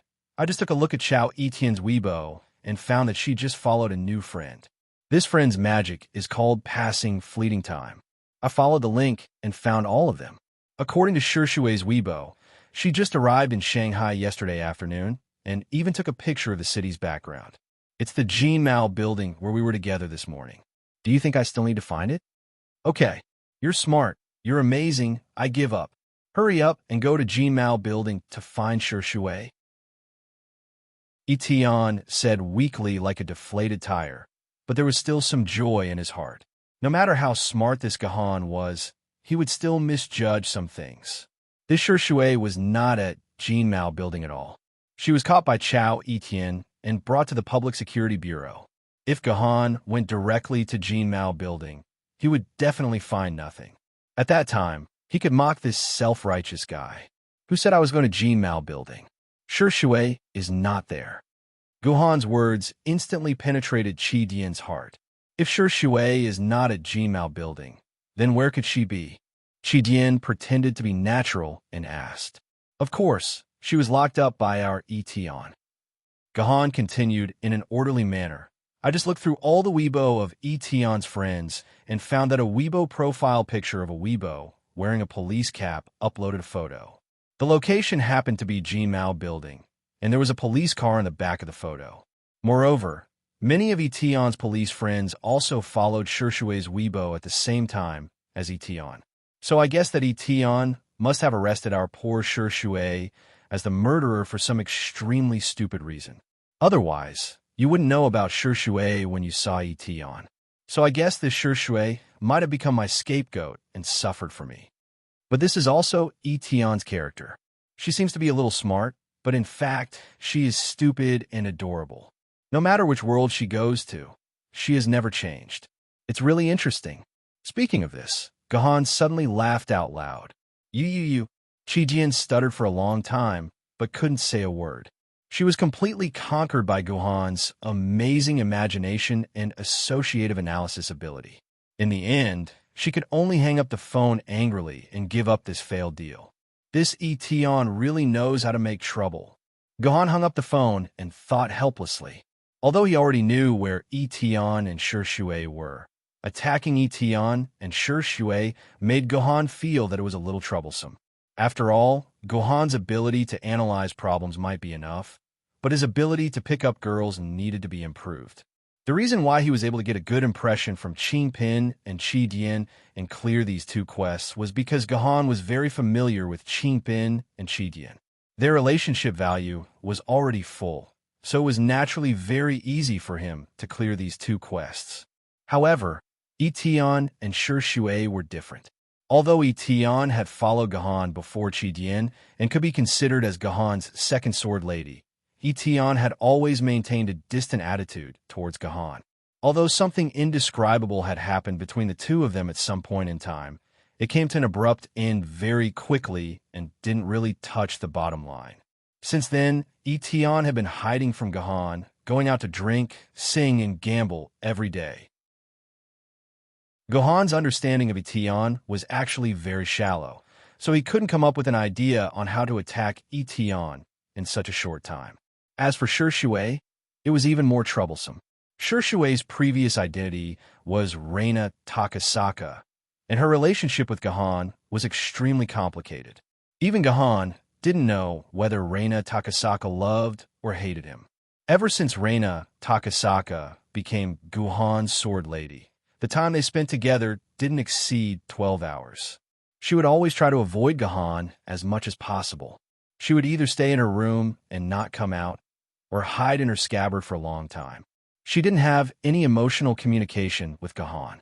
Such a woman gave Gahan a bigger headache than Etienne. Forget it. Let's find these two first. Gahan smiled helplessly, threw these worries to the back of his mind, and walked towards the Public Security Bureau. Chapter 1214. Comrade, what can I do for you? In the police station's reception room, the two beautiful policewomen looked at the somewhat sturdy and rustic man in front of them and asked with a frown. This man was dressed like a rustic from head to toe. His nails and feet were all covered in fresh mud, and he was holding a red pennant under his armpit. In his left hand were 2 live chickens and ducks that smelled like chicken, and in his right hand was a box of Tranquil milk. However, it must be noted that this was just the same as the packaging of Tranquil milk. In fact, the words written on the box of milk were Tranquil. 2 female comrades. I am Gu Jiangwo, a villager from Fuqiao town. The rustic farmer nervously said, Wasn't our case solved by Captain Chow? I'm here to thank Captain Chow. Oh, so you're from Fuqiao town. The 2 beautiful policewomen suddenly realized. A while ago, a big case happened in Fuqiao Town. It was a serial murder case. 4 or 5 people were killed in Fuqiao Town one after another. At that time, the entire Fuqiao Town was in a state of panic. More than half of the villagers fled to the city, which created a very bad influence. In the city, all kinds of rumors were rampant. Later, this difficult case fell into the hands of Captain Chow. Captain Chow organized a capable police force to work for 3 days and 3 nights without rest, successfully solving the case and arresting the criminal suspect. This also became a great credit to the team. He was personally praised by Shanghai's secretary. Now, the news was still on the front page of the Public Security Bureau's website. Yes, the farmer nodded again and again.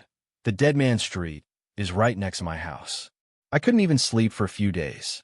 Thanks to Captain Chow, we can sleep peacefully. Therefore, I deliberately got 2 chickens and ducks, bought a box of milk, and made a pennant to give to Captain Chow. 2 female comrades, please do me a favor and tell me where Captain Chow is. How about this? You leave it in Captain Chow's office. Later on, you can tell Captain Chow that you've sent your regards. When the 2 beautiful policewomen heard that he was here to deliver a silk banner, their faces immediately lit up. After all, this was a good thing. No, I must personally thank Captain Chow. 2 female comrades, please tell me where I can see Captain Chow. The farmer said stubbornly. This farmer brother, it's not that we don't want to tell you. It's just that Captain Chow is currently investigating a case. According to the rules, she can't see any guests right now. This is the rule of our bureau. We can't help you make an exception. The 2 beautiful policewomen earnestly said. All right, then I can wait. I'll sit here for a while. I'll wait for Captain Chow to finish her interrogation before I see her again. Okay? The farmer was still stubborn. That's fine, but according to Captain Chow's habits, I'm afraid she will work overtime until midnight. The 2 policewomen said awkwardly. Then I'll wait too. I don't care even if I have to wait until tomorrow morning. I'm a farmer. I have plenty of energy. 1 night is nothing. Seeing that the farmer was so enthusiastic, the 2 policewomen found it hard to refuse. They could only pour him a cup of boiled water and let him wait in the reception room. I say, 2 female comrades, is Captain Chow interrogating a case in this interrogation room? The farmer was probably bored sitting there. He got up and walked around in the reception room. As a result, he found that there were diagrams of the various departments of the Public Security Bureau hanging on the wall. So, he pointed to the name of the interrogation room marked on the diagram and asked. No, this is usually the interrogation room for small cases. This time it's a big case. It's being interrogated in the detention room behind our bureau. A policeman subconsciously replied. I don't understand, it's so complicated. The farmer shook his head with a little doubt. Then he sat back on the chair. Seeing the farmer's attitude, the 2 policewomen didn't have the slightest doubt. They felt that this was a matter of course. Time passed by, and soon it was lunchtime. Although the 2 policewomen repeatedly invited the farmer to eat in the canteen of the Public Security Bureau, the farmer took out 2 or 3 steamed buns and a pot of tea from his pocket and strongly refused the invitation of the 2 policewomen. The 2 policewomen were helpless. They could only carry the rice bowl to the canteen to get some food, leaving the farmer in the reception room. He's just an honest and lovely farmer. It's impossible for him to cause any trouble. This was the thought of the 2 policewomen when they left. As a result, when the 2 policewomen left, the seemingly honest farmer immediately stood up. He took off his plain clothes, and at the same time, a light flashed in his hand. A set of green, formal police uniform was directly put on his body. At this time, it was lunchtime. Most of the police were concentrated in the canteen. There were very few police in the Public Security Bureau building. So, Gahan passed through most of the Public Security Bureau unimpeded and entered the detention room behind the Public Security Bureau. At this time, a policeman walked over with a large bag of various lunchboxes. Little Sue, bring food to Captain Chow. Gahan's eyes were bright. He saw the badge on the policeman's body from a distance. His name was written on it. So Gahan went up and asked with enthusiasm and familiarity. Captain Chow is in the midst of surprise interrogation. He won't go to the canteen to eat. so I can only bring it here. The policeman answered directly without thinking. But when he got closer to take a look, he felt that something was wrong. He asked curiously, "Brother, are you new here? Why haven't I seen you before?" "Oh, my friend is inside. I'm here to save her," Gohan replied with a smile. "Save?" The policeman immediately felt that something was wrong. His right hand instinctively reached for his waist. But how could his speed compare to Gohan's? Before he could reach the gun at his waist, he was directly hit on the back of the head by Gohan. The policeman's eyes rolled back and he fainted. The lunchbox in his hand naturally fell to the ground. But Gohan's eyes were sharp and his hands were quick. He gently grabbed the lunchboxes that were about to fall to the ground and saved them.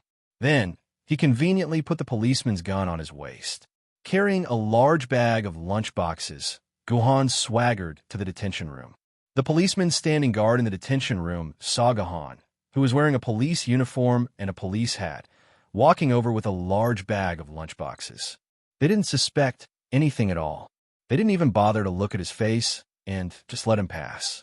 Gohan released a stream of sword energy and stuck it on the wall. Through the vibration of the wall, he could determine whether there was anyone moving inside the wall, whether there was anyone talking, and how many people were talking. Soon, Gohan found that the room with the third interrogation room sign was the noisiest. So, he gently knocked on the door and imitated Officer Su's voice. "Captain Chow, I brought your lunch. Come in. The door isn't locked." A familiar voice came from the room. It made Gohan's heart palpitate. That's right, this is Etienne's voice. When Gohan pushed the door open and entered, he found a total of 3 people sitting in the interrogation room. Among them, Chao Etienne and 2 other policemen were sitting in front of table. Shi Shui was restrained on an interrogation chair. She didn't even change out of her detention uniform. She was wearing the clothes she was wearing when she was arrested. Obviously, this interrogation was carried out very quickly and in a hurry. "Captain, let's eat. The food is getting cold." Gohan continued to imitate Officer Su's voice. "All right, put the food aside. We'll talk after the interrogation is over," Chao Etienne said without turning his head.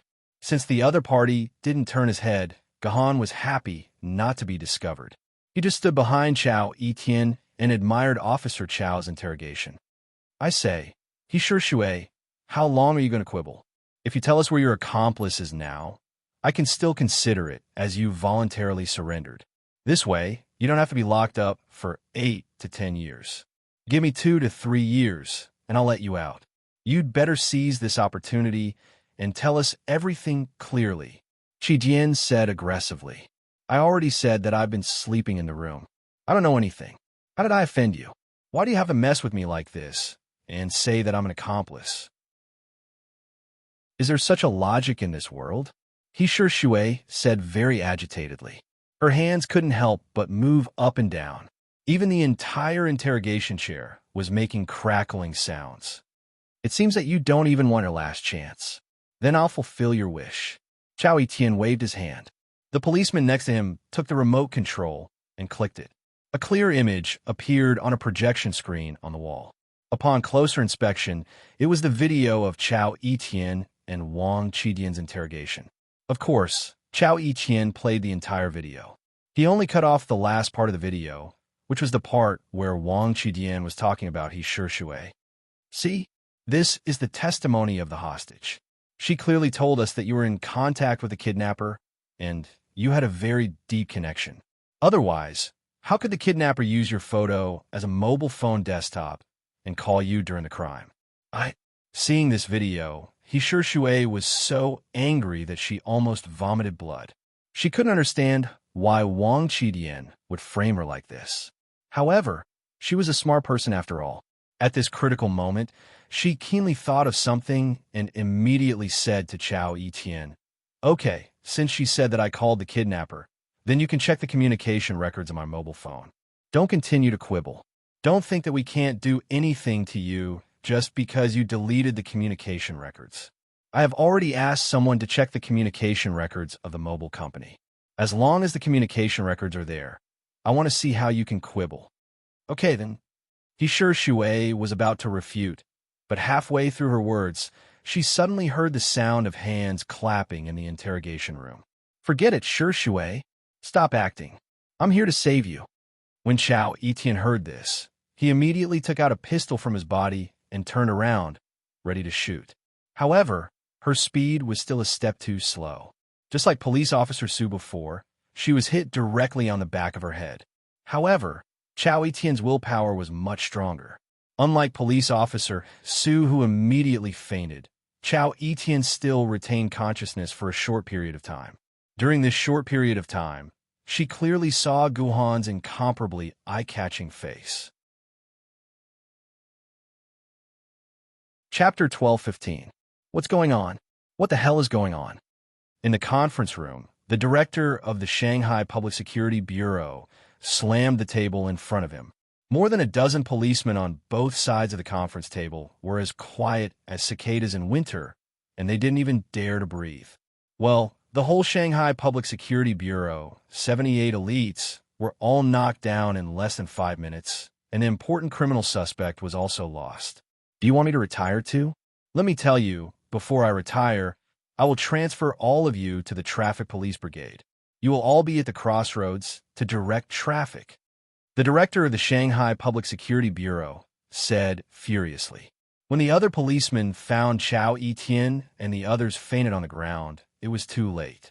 Almost all the policemen in the detention center were knocked out. I have to thank the guy who broke the prison. He only took the magician away. Otherwise, if all the more than 20 criminal suspects in our detention center were released, then I will jump off the building with you. Boss, calm down. Calm down. I promise to catch that guy for you. The others didn't dare to breathe. Only Chao Etienne said to the director with a forced smile, "Don't talk, it's you, Chao Etienne. Things happen in your hands, and you were the first to be knocked out. I think you have to take the main responsibility for this matter." Hearing Chao Etienne's words, the director's emotions immediately found a target to vent, and he threw all his anger at Chao Etienne. "No, director, I was concentrating on the case at that time. How could I know that someone would be so bold?" Chao Etienne's face changed, and he quickly defended himself. "Humph." The director snorted. "Well, then you are useless. The most important thing now is to find that bold guy for me. Tell me, what are your thoughts and ideas?" "Reporting, director, I have." Chao Etienne rushed to answer as soon as the director's voice fell. "Speak." "Just now, we checked all the surveillance cameras in the station and found that the other party's face was covered by the police cap the whole time, but fortunately, the surveillance camera in the reception room captured a few clear photos." Chao Etienne picked up a few enlarged colored photos from the side of his hand. These colored photos showed Guhan pretending to be a farmer. "Actually, before I fainted, I saw the face of the suspect. Combined with these photos, I can be sure that this guy dressed like a farmer is the suspect of this prison break," Chao Etienne said with certainty. "Yes, this is a breakthrough. We finally know what the suspect looks like." The bureau chief nodded. "Actually, that's not entirely true." Chao Etienne shook his head and said, "The suspect is very cunning. He purposely put on some simple makeup, so he looks different from the last time I saw him. For example, here, these are all disguised." At this point, Chao Etienne pulled out a completely different colored photo. This photo was photoshopped according to my description. It's 90% similar to the image in my memory. In fact, this is the real face of the suspect. Oh, it looks like the suspect is only in his early 20s. He actually committed such a crime at such a young age. What's wrong with young people nowadays? After the bureau chief saw the photo, he couldn't help but shake his head and sigh. The guy in the photo was undoubtedly Gahan. "Very good, Chao Etienne. Since you already have such an important clue, and the suspect was lost in your hands, we shouldn't bother two people for the same thing. This matter will fall on your head." The bureau chief sighed and said, "I'll give you 5 days. Within 5 days, you must arrest this suspect for me. Can you do it?" "Sure," Chao Etienne said through gritted teeth. Those who were familiar with her knew that this was Chao Etienne's style of doing things. No matter how difficult the task was, as long as it was carried by her, she would never say no. It was because of this personality that Chao Etienne could become the #1 detective in the Public Security Bureau. She was also promoted to the position of captain of the criminal police in a short period of time. Very good, Xiao Chow. I like this personality of yours. Don't worry. Although you are a clever woman, I won't let you cook without rice. From now on, you have the right to mobilize the public security bureaus of the 16 districts under the Shanghai Public Security Bureau, as well as 315 police stations, nearly 50,000 police officers. I can let you deploy them all. As long as you can catch that audacious guy, everything is negotiable. The police chief was obviously forced into a dead end by that audacious guy. He actually handed such a great power directly to Chao Etienne. Then, he seemed to feel that it wasn't safe, so he added, I'll also tell you the truth. It won't be long before I retire. As long as you can solve this case for me, I'll give you a hand before I leave. But if you can't solve this case, then I'm sorry. You can go back to being a criminal police member. Yes, boss. When he said the word yes, Chao Etienne was about to explode. Why? Why did you frame me like this? He Sure Shui's face was full of anger and despair as she questioned the man in front of her. All the policemen, including Chao Etienne, thought that He Sure Shui was rescued by Gahan. In fact, He Sure Shui was kidnapped by Gahan. At that time, she resisted and struggled, wanting to break free from Gahan's hands and stay in the detention center instead of being taken out by Gahan. The reason for this was because He Sure Shui understood in her heart that once she was really taken away by Guhan, then she really wouldn't be able to wash herself clean even if she jumped into the Yellow River. The mark of a criminal suspect on her body would definitely be firmly imprinted. I didn't frame you. It was Wang Chi-Chi who framed you. She was the one who made the decision to say that you were my accomplice. I didn't do such a thing from the beginning to the end. Guhan explained calmly. Wang Chi-Chi is the daughter of the richest man in Shanghai. The victim who was kidnapped? Why? Why did she frame me? She and I are people from two different worlds. There was no enmity between us in the past. Why did she frame me? He Sure Shui was even more confused. She wanted to use you to make a deal with me, so that I wouldn't have sex with you after I leave here. Guhan's answer could be said to be extremely honest, but He Sure Shui didn't believe a single word, or rather, she didn't understand a single word. Forget it. You don't have to figure out what's going on. You just need to be in a relationship with me. Guhan saw the doubts in He Sure Shui's heart and took the initiative to say this. What? Be in a relationship? Are you crazy? He Sure Shui felt that she might have met a psychopath. That's right. It's a relationship. You have to fall in love with me with all your heart. Then say the words on this piece of paper and retrieve your true memories. Then, this matter will be over. Guhan's answer was still very honest. Crazy? You must be crazy. I can't fall in love with a guy like you. Looking at the note in her hand, He Sure Shui said while trembling, I know it's a bit difficult. Try your best to make yourself fall in love with me. Guhan said with a bitter smile. What a joke. Madman, how could I fall in love with a pervert like you? In other words, shouldn't you be the one working hard to make me fall in love with you? He Sure Shui clenched her fist and said angrily, I can't help it. I also know that this matter should be done by myself. Guhan shrugged his shoulders. But you're different from the other sword ladies. I, Guhan, more or less understand the other sword ladies. I know how their personalities are, what they like, and what angle I can use to make them fall in love with me. But you're different, Sure Shui. Your relationship with me is the most subtle. You appearing here and becoming my sword lady was a complete mistake. From the beginning to the end, I never wanted you to become my sword lady. You only became my sword lady because you wanted to get rid of your identity as half human and half Yuan-ko. Think about what you did to me and Qingpin when you were still Reina Takasaka. It's not an exaggeration to say that you are my biggest enemy. The relationship between us is too special. From the moment you became my sword lady, the communication between us was less than 100 sentences. No, 1,000 words. To be honest, even if I know you like the back of my hand, even if I know how to make you fall in love with me, I can't do it because I have never loved you. I don't even have a trace of good feelings for you. I really can't do it. So try it yourself. Tell yourself to fall in love with me. By the way, in this world, I learned a saying that has been lost for 1,000 years. It's called, where there is a will, there is a way. I believe that as long as you are willing, you can definitely make yourself fall in love with me, Guhan said at the end. In fact, this was completely Guhan's heartfelt words. He really did not know how to conquer the line of Shui. In Guhan's memory, Shui did not have any feelings for him, and it was the same for him. The two of them were only together because they were forced by reality, and both of them compromised. Guhan was not the kind of stud horse in novels who would take every woman he saw. Even if some women were stripped clean and sent to Guhan, Guhan would not have any feelings for them. That was why Guhan made such a lame and excessive request. Crazy. Crazy. You are really crazy. Shui's mouth kept muttering, and her face became extremely stiff. After a long time, she slowly relaxed and tried to reveal a smile.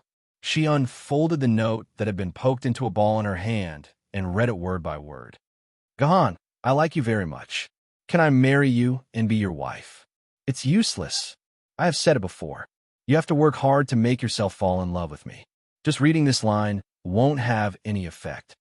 Hearing Shui's stiff, dry, and expressionless words that were filled with anger and despair, Guhan said with a bitter smile. Who said it won't have any effect? I think the effect is great. You are still as annoying as before. Don't come looking for me if there is nothing important. As soon as Shui's voice fell, she turned into a sword and landed on the ground. Chapter 12:16. Day 4.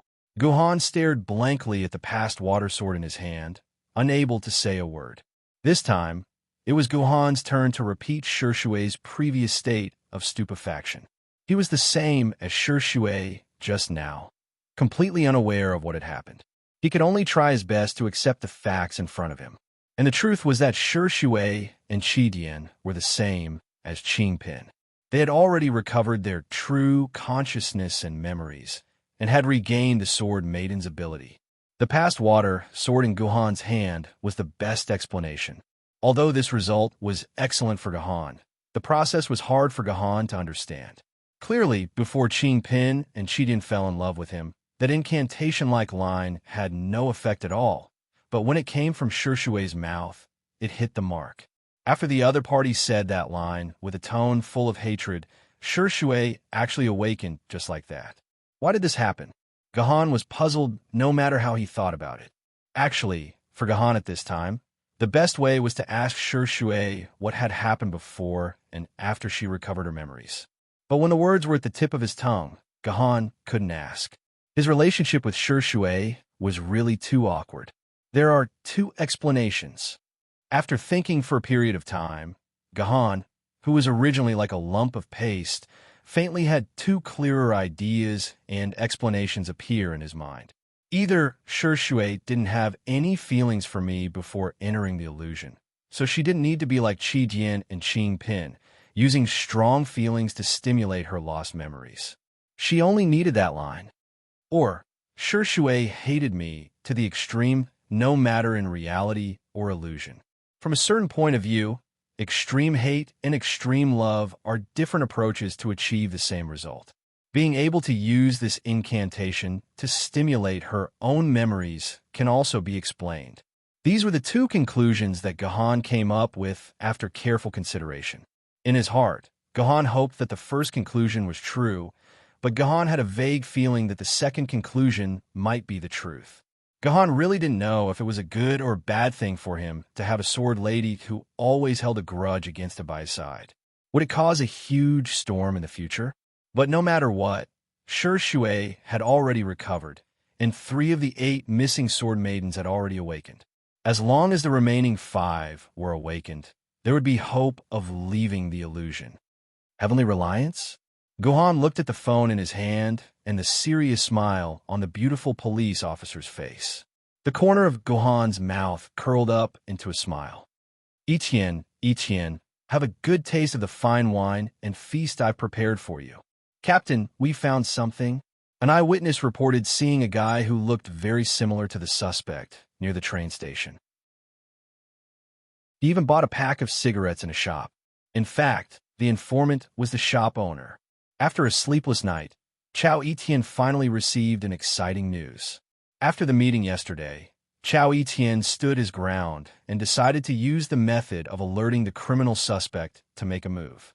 Therefore, Chao Etienne asked the suspect's photo to be posted on Weibo and WeChat Moments. Through the police network, he asked all the internet celebrities to forward the photo on a large scale. As a result, in less than a night, almost 1/5 of the people in Shanghai learned about such a major wanted criminal on the internet, and Gahan's face was also trending all over Shanghai. Hot searches related to Gahan dominated Weibo's hot search list for a whole day. In a sense, Gahan had also become a super internet celebrity. At the same time, Chao Etienne asked all the criminal police to block all the entrances and exits of Shanghai, whether it was the airport, the highway, the train station, or the intersection of the national and provincial highways. Chao Etienne arranged sufficient police forces at all the places that could leave Shanghai. He also used black technology to distinguish faces to ensure that once the suspect showed up, they would be able to recognize him on the spot. Every veteran criminal police officer knew in their hearts that there were generally only two results of alerting the suspect. Either the suspect really came out and was forced to expose himself, or the suspect would completely hide in the crowd, not even daring to go out. In this way, it was almost impossible for the police to find him. Therefore, when Chao Etienne made this decision, many people expressed their opposition, but in the end, Chao Etienne still carried the huge pressure and made the decision to alert the suspect. As the saying goes, if you don't succeed, you'll die for a good cause.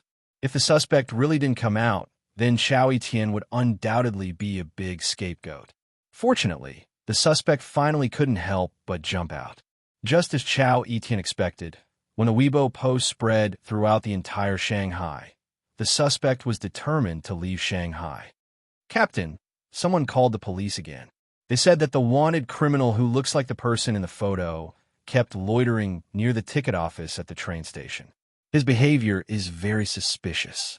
"Captain," an auntie who was taking a stroll called the police and said that she heard someone planning to spend 300 yuan to get a nearby student to buy a train ticket for him. That auntie swore to God that the person was the criminal on the wanted notice. Following the appearance of the first report, more and more calls followed. In just a short span of 30 minutes, there were more than 20 calls to the police, all reporting that there was a criminal suspect who looked exactly the same as the one on the arrest warrant. "Captain, it's obvious that the suspect is planning to escape on a train. We can't wait here any longer. Hurry up and organize a team to search for him at the train station," Chao Etienne's subordinates yelled out. The criminal suspect's action of knocking out more than half of the police officers in the detention center had completely angered the entire Shanghai public security system. They couldn't believe that there was such an arrogant criminal suspect in this world. Everyone wanted to immediately bring this bastard who dared to look down on them to justice. "Idiot, when can you use your brains? Can't you see such an obvious trap?" Chao Etienne helplessly glanced at his subordinates around him and said with a cold face, "The criminal suspect was able to easily sneak into our public security bureau and knock all of you out without us noticing. Obviously, he has very high anti-investigation skills, and his IQ is much higher than that of ordinary people. When our wanted notice is all over Shanghai, how could this guy take the initiative to appear at the train station, where our police force is the most concentrated? Besides, even if he really wanted to escape by train, he would definitely disguise himself and make himself look completely different from the person in the photo. He would also try his best to cover all of his tracks. He might buy cigarettes, eat, or even ask a college student to buy a train ticket for him on the street. So I can conclude that it's just a trap. It's a shallow trick to lure the tiger away from the mountain. He deliberately exposed his whereabouts so that we could mobilize all our main forces to the train station. Then, he would use other methods to leave Shanghai." When Chao Etienne finished speaking, the criminal police officers were so ashamed that they could not even lift their heads. Yes, Chao Etienne was right. How could a criminal suspect who had turned the entire Shanghai upside down make such a stupid mistake? This must be a trick to lure the tiger away from the mountain. There was no mistake about it. Captain Chow, we understand. We will continue to guard all the intersections. We won't be disturbed by the other party's trick. The criminal police said one after another. No. Unexpectedly, Chow Etienne waved his hand and showed a faint smile. Since he has spent so much effort to set up such a trap for us, we can't let his efforts go to waste. Xiao Su, Xiao Chun, Xiao Jin, the three of you will transfer 1,000 police officers from the 32 police stations around the train station and set up an inescapable net for me at the train station. Everyone has to be questioned carefully. Whether it's your aura or your actions, the bigger the better. Do you understand? Captain, what do you mean by this? Didn't you say that it was just a trick set up by the criminal suspect to lure the tiger away from the mountain? Why do we have to go to the train station with such great fanfare? After hearing Chow Etienne's order, the other criminal police officers asked in confusion. That's why I said you guys are stupid. Do you still need me to explain it to you? Chow Etienne rubbed his forehead helplessly. If the criminal didn't see us searching the train station with great fanfare, and I saw that we fell into his trap, how could he jump out from somewhere else and escape? I haven't finished my order. Whether it's the airport, the port, or the highway, half of the police officers in those places are to pretend to go to the train station. In fact, change out of your police uniform and hide in a hidden place nearby. If my guess is right, the criminal will make his move soon. Yes, understood. After hearing Chow Etienne's explanation, all the criminal police officers came to a sudden realization and began to act according to Chow Etienne's order. Soon, the entire police force in Shanghai began to be mobilized frantically. The citizens around the train station suddenly found that teams of police officers in police uniforms were gathering around the train station from all directions and began to carry out strict inspections and searches. This made the citizens speculate that they had received an alert of a terrorist attack. I want to see just who exactly this phishing trick of Jiang Taigong will be able to hook up. Seeing the icons on the computer in the command room that marked the deployment of each police force, Chow Etienne clenched his fist and said, Chapter 1217. Captain, this is the latest alarm record we received from the key surveillance area. When thousands of police officers from the Public Security Bureau were deployed to the train station, Chow Etienne, who was in the command room, did not stay idle. She turned a large area near Shanghai into a key surveillance area, and then requested that all anomalies and alarms in the key surveillance area be reported to her, and she and her subordinates would sort through and identify these alarms. Chow Etienne had a feeling that the clues were hidden in these alarms. Captain, look, I think this alarm is a bit strange. A criminal police officer who was combing through the alarm records has suddenly said. What strange alarm? Chow Etienne asked impatiently. A driver who was parked near the Shanghai-Nanjing highway called the police and said that his license plate was lost, and someone left a note on the window, asking him to transfer 200 yuan to a WeChat account to return his license plate. Chow Etienne's subordinate reported. It's just a police report for stealing a license plate. What's so strange about that? Chow Etienne said with a frown. It's like this. In the past, when a license plate was stolen, it was usually in the morning, and all the license plates were stolen at night. There were very few cases of license plates being stolen during the day. But this one reported that his license plate was stolen during the day, and he was driving his car 2 hours ago, the criminal police officer said. You're saying that this license plate was stolen by the suspect? He stole the license plate to change the license plate of his car? The muscles on Chow Etienne's face twitched. Yes, Captain, I'm guessing that the suspect must have wanted to leave Shanghai via the highway, but he was afraid that the license plate would expose his true identity, so he stole a license plate to disguise his car.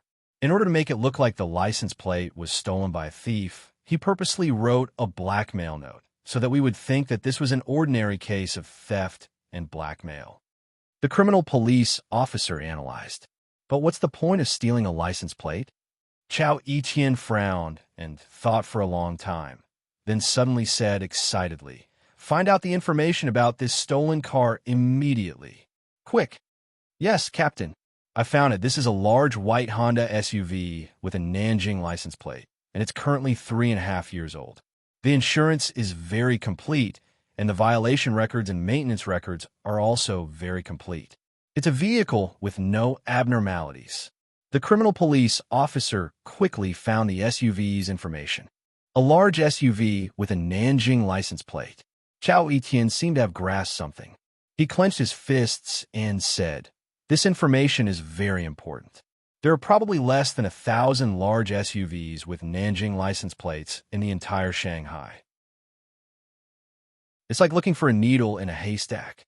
The license plate of this car was not stolen at random. The suspect deliberately chose a vehicle with a foreign license plate. But what does a car with a foreign license plate represent? Don't tell me that when a car with a license plate leaves the highway, we don't check the people inside the car? The police officer was puzzled.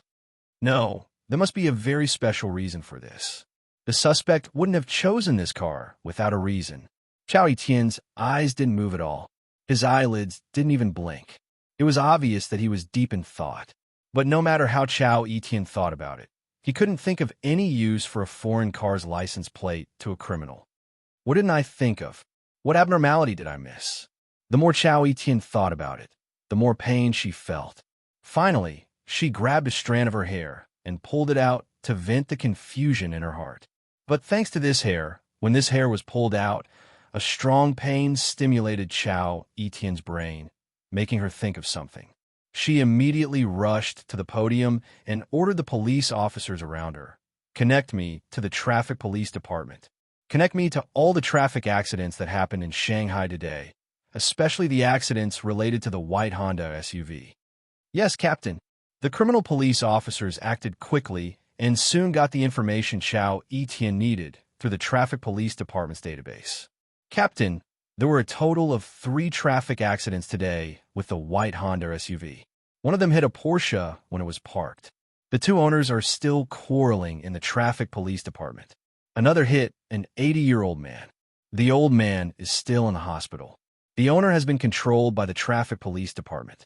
The last car collided with a large transport vehicle, but fortunately, only the front of the white SUV was smashed.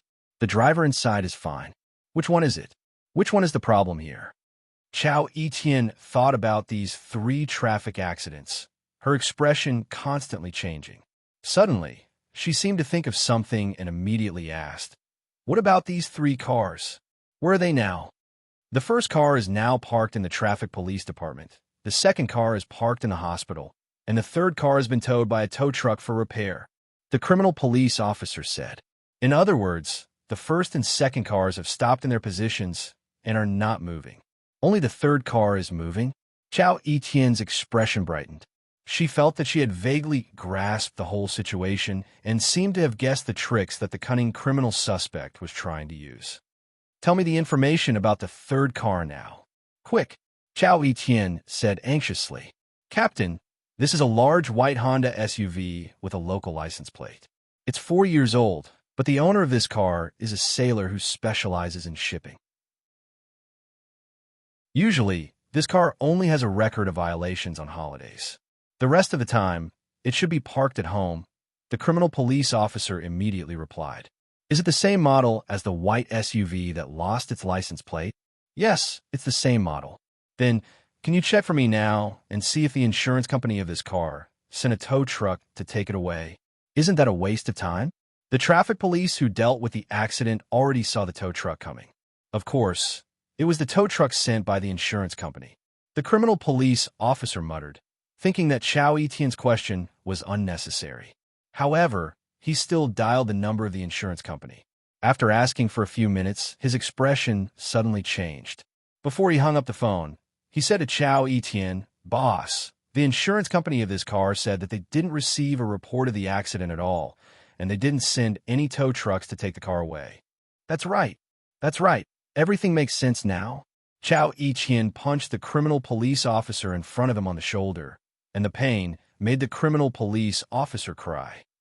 "Go back and ask the insurance company of the car whose license plate was stolen. Ask them if they sent a tow truck to take the car away." "Yes, sir." The criminal police officer endured the pain in his shoulder and dialed the number again. A few minutes later, he jumped up in surprise and reported to Chao Etienne, "Captain, you're really smart. The insurance company said that they did receive a report of the stolen license plate. They said that the car had an accident in Shanghai, and they asked for a tow truck to take it back to Nanjing for repair. They also said that the owner was very strange. He said that he didn't have time to come to Shanghai again, and he would rather pay 3,000 yuan to the insurance company to take the car back to Nanjing for repair. So, they sent a local tow truck to take the car away. The insurance company said that the tow truck left 20 minutes ago, and the car should still be in the city now, but it will soon arrive at the entrance of the Shanghai-Nanjing Expressway. That's right. What a cunning guy. He actually came up with such a plan. We were almost fooled by him. Chao Etienne roared. She finally figured out the suspect's entire plan. The suspect had stolen a car twice in total. The first time, he stole the license plate of an SUV from Nanjing, and the other time, he stole a white SUV. In order not to alarm the owner of the car and cause the owner to report the theft, the suspect deliberately chose a white SUV that hadn't been used for a long time. This way, even if the car was stolen for more than 10 days, the owner wouldn't find out that his car was missing. At the same time, the suspect stole the license plate of an SUV of the same model with a Nanjing license plate. Because only one license plate was stolen, the owner of the Nanjing SUV was likely to ignore this point and not choose to report the case immediately. And even if the case was reported, it would only be treated as an ordinary case of extortion of a license plate, and it wouldn't alarm Chao Etienne. Since the suspect had the ability to race in Shanghai, he must be a guy who is very familiar with cars. He must have something like a master key in his hand. Cars from Guangzhou Automobile Honda were notoriously unguarded. Almost all electronic locks from Guangzhou Automobile Honda could be easily opened by the master key. Moreover, car owners often had the habit of leaving documents such as insurance companies and insurance policies in the car storage compartment, so the criminal could easily find out the insurance information of the car through the insurance company's insurance policies. Then came the most exciting moment of the plan. The suspect first drove the stolen white SUV and deliberately caused a small car accident. Then, he called the car's insurance company in Nanjing and asked them to send a car to take the car back to Nanjing for repair.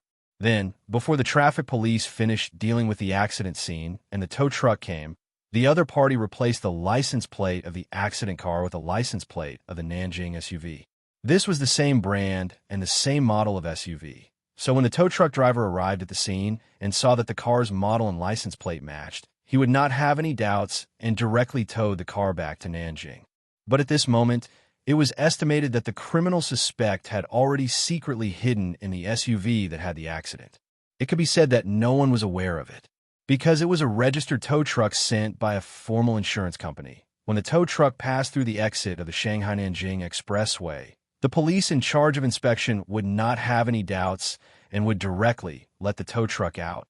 At most, they would check the driver of the tow truck. They would not have any doubts about the white SUV that had an accident behind the tow truck. The suspect could then pass through the expressway to Nanjing without any abnormalities. Good plan. What a good plan. Even though he had figured out the other party's plan, Chao Etienne still couldn't help but admire it. The other party's plan could be described as wonderful and flawless. First, through the illusion of the railway station, the police's attention was attracted to the railway station, and then they escaped from the expressway without being noticed. It could be said to be flawless. But then again, there were still times when there were mistakes.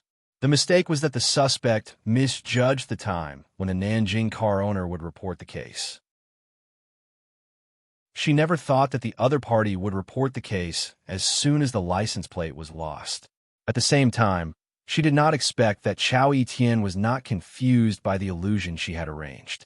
On the contrary, because of this lame illusion, all the monitoring became more strict and detailed. Any slightest abnormality would not be missed. Therefore, such a small case of losing the license plate was reported to Chao Etienne in the first place, so that Chao Etienne could follow the clues and see through the whole arrangement of the other party. What a pity! Such a smart person met me, who is smarter than you. This time you deserve it. I will never let you escape.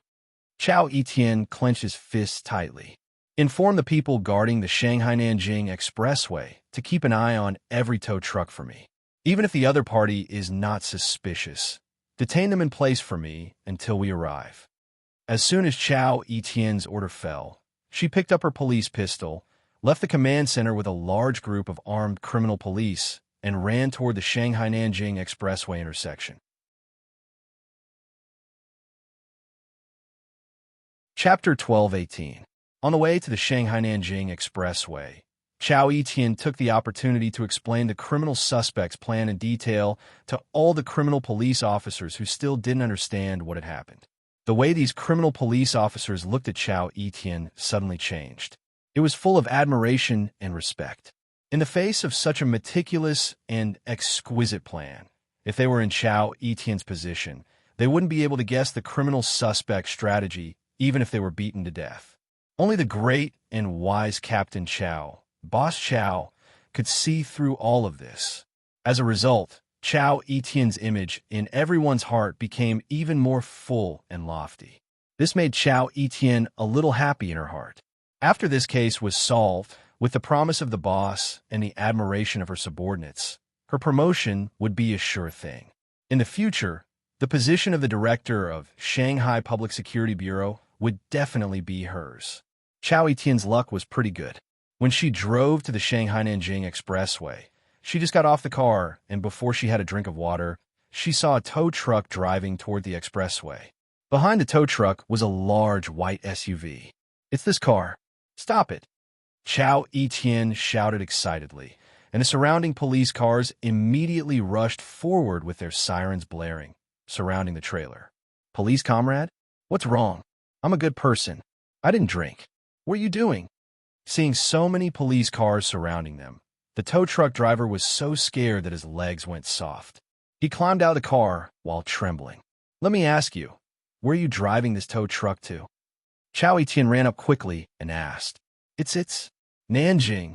I want to send this accident car to Nanjing," the tow truck driver said intermittently. "Is it the car with the license plate number SUXX?" Chao Etienne asked again. "Yes, it's this car," the tow truck driver said. "Very good, then it's right. Do it," Chao Etienne ordered.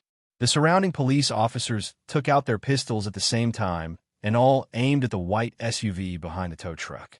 Looking at the dozens of black muzzles around him, the tow truck driver, who had never seen a real gun in his life, had never seen such a scene.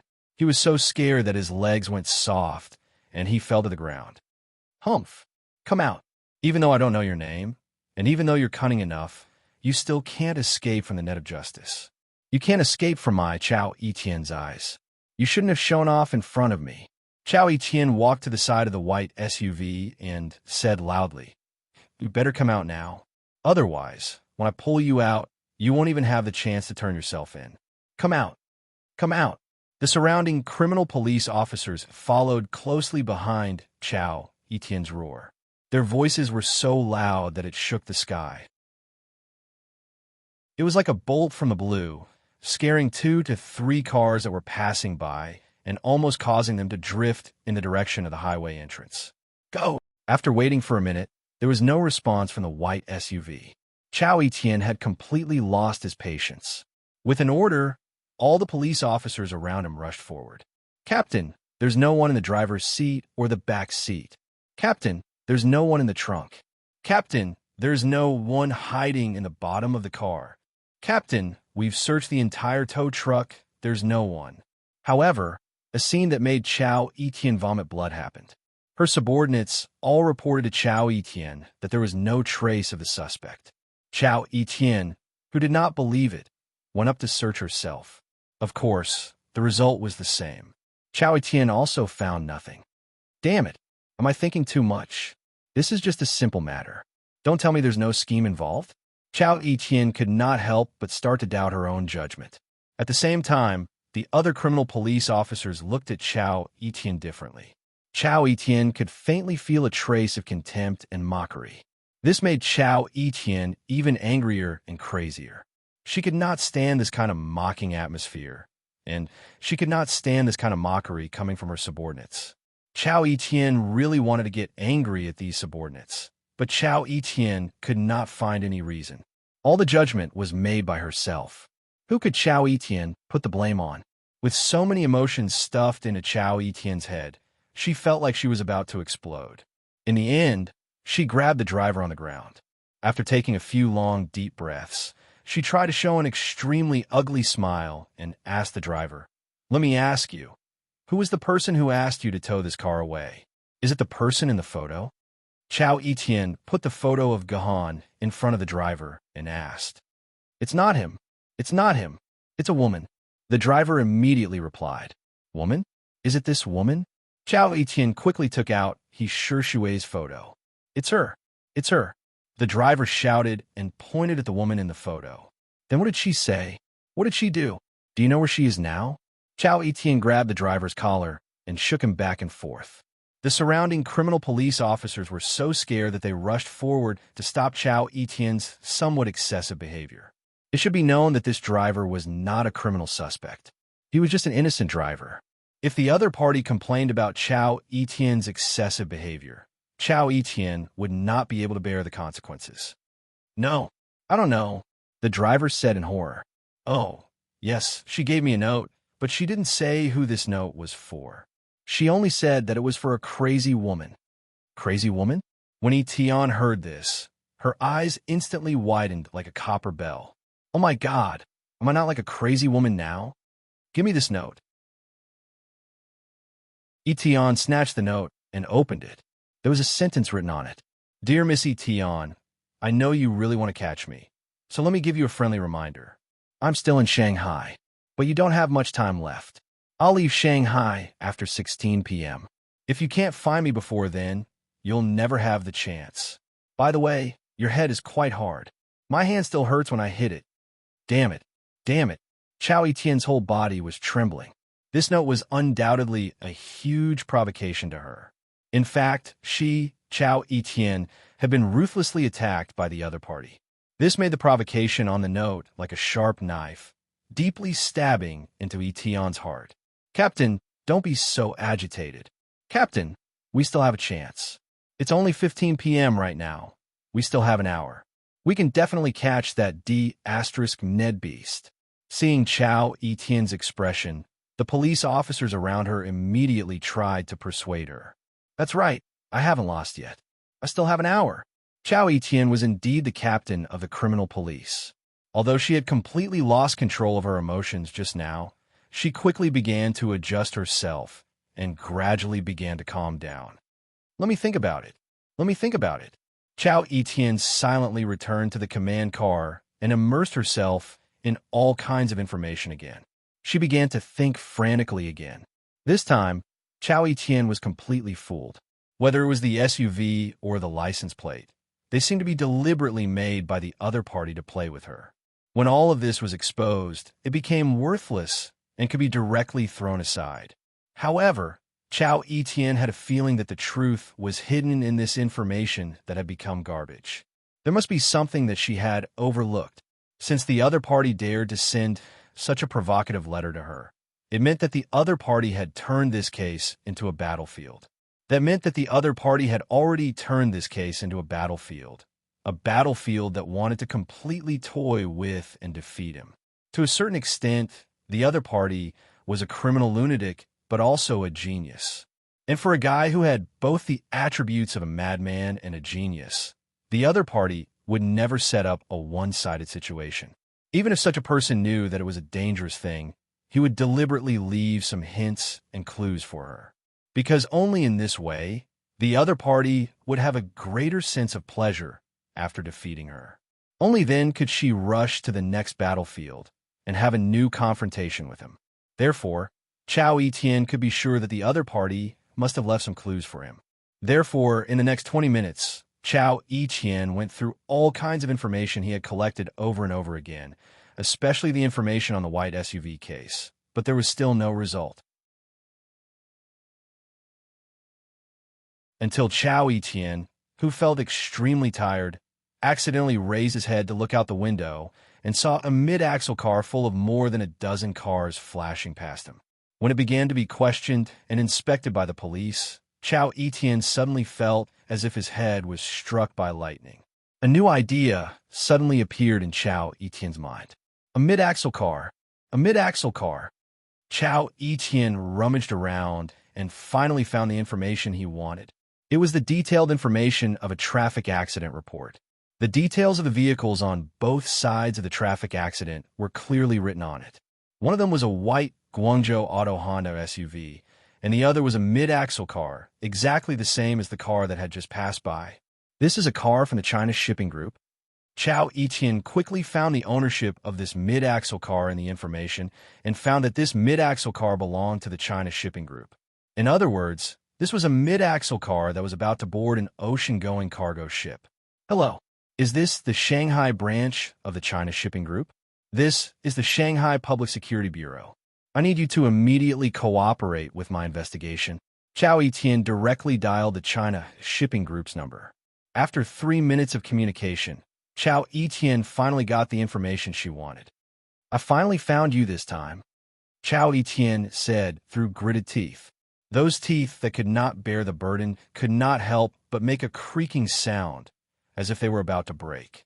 From the phone call she had just received, the China Shipping Group did indeed have a mid-axle car full of cars to transport a batch of cars from the Shanghai port to the Ningbo port today, and the ship carrying this mid-axle car was scheduled to set sail at 16 o'clock in the afternoon.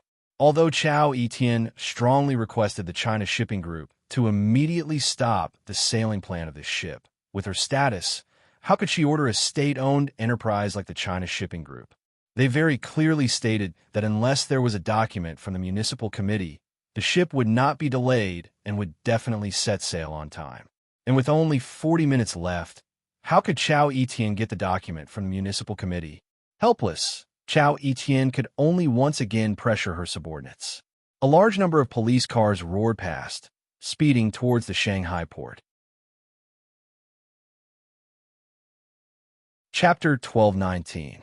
Etienne finally figured out his opponent's entire conspiracy. The car accident was indeed the culprit's fault, and most of Etienne's deductions were not wrong. However, there was a crucial mistake in a small area. Chao Etienne naturally thought that the culprit had taken advantage of the car accident to hide in the white SUV and wanted to use the tow truck to leave Shanghai. This was just a thought trap that the criminal suspect deliberately did not set. In fact, the criminal suspect had secretly climbed onto the car that had also stopped because of the car accident and hid in one of the new cars. He wanted to leave Shanghai through this batch of new cars that were about to be transported by sea. As long as this ship left the port and entered the sea, the criminal suspect would be able to fly freely in the sky and jump freely in the sea. However, a super state-owned enterprise like China Shipping Group, which was directly controlled by the central government, did not listen to the orders of the Shanghai Public Security Bureau. They ignored Chao Etienne's request to postpone the departure, which made Chao Etienne race against time. On the way to the port, Chao Etienne was burning with anxiety. He wished that he could grow a pair of wings on his back so that he could fly. He was afraid that he would not be able to arrive at Shanghai port before 16 o'clock and let the ship carrying the suspect leave with its whistle. Perhaps God was unwilling to let this heinous criminal escape. So the roads of Shanghai, which should have been very busy and jammed with traffic day and night, were exceptionally smooth at this time. Chao Etienne did not even wait for a few traffic lights along the way before he successfully arrived at Shanghai port. At this time, there were still 10 minutes before 16 o'clock in the afternoon. What are you doing? This is a restricted area of the port.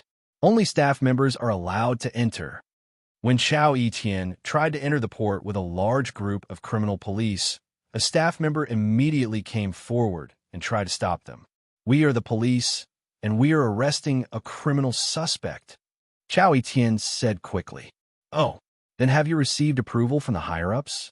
The staff member asked again. What approval? Does our arrest warrant count as approval? Chao Etienne said impatiently. I'm sorry, we have to get approval from our higher-ups. The staff member shook his head and said awkwardly, Police comrade, it's not that we don't want to cooperate with your work. It's just that the rules are like this. Why don't you ask your leader to contact our leader? As long as the higher-ups make a call, you can enter. Are you kidding me? By the time you are done with your bureaucratic procedures, the suspect will have long escaped the sea. Please let us pass. Chao Etienne said anxiously. I'm really sorry. Without the approval from the higher-ups, I can't let you pass. The staff member shook his head, still refusing to let Chao Etienne and the others pass. Chao Etienne was so angry that she stomped her feet. If it weren't for her rationality stopping her, she would have really wanted to force her way in. But Chao Etienne knew that if she really did that, even if she caught the suspect in the end, she would have to go back to being a small criminal police officer. Comrade, do you know what a wicked criminal we are after? Chao Etienne suddenly grabbed the collar of the staff member and said with a tear-stained face, "That man is a terrifying devil.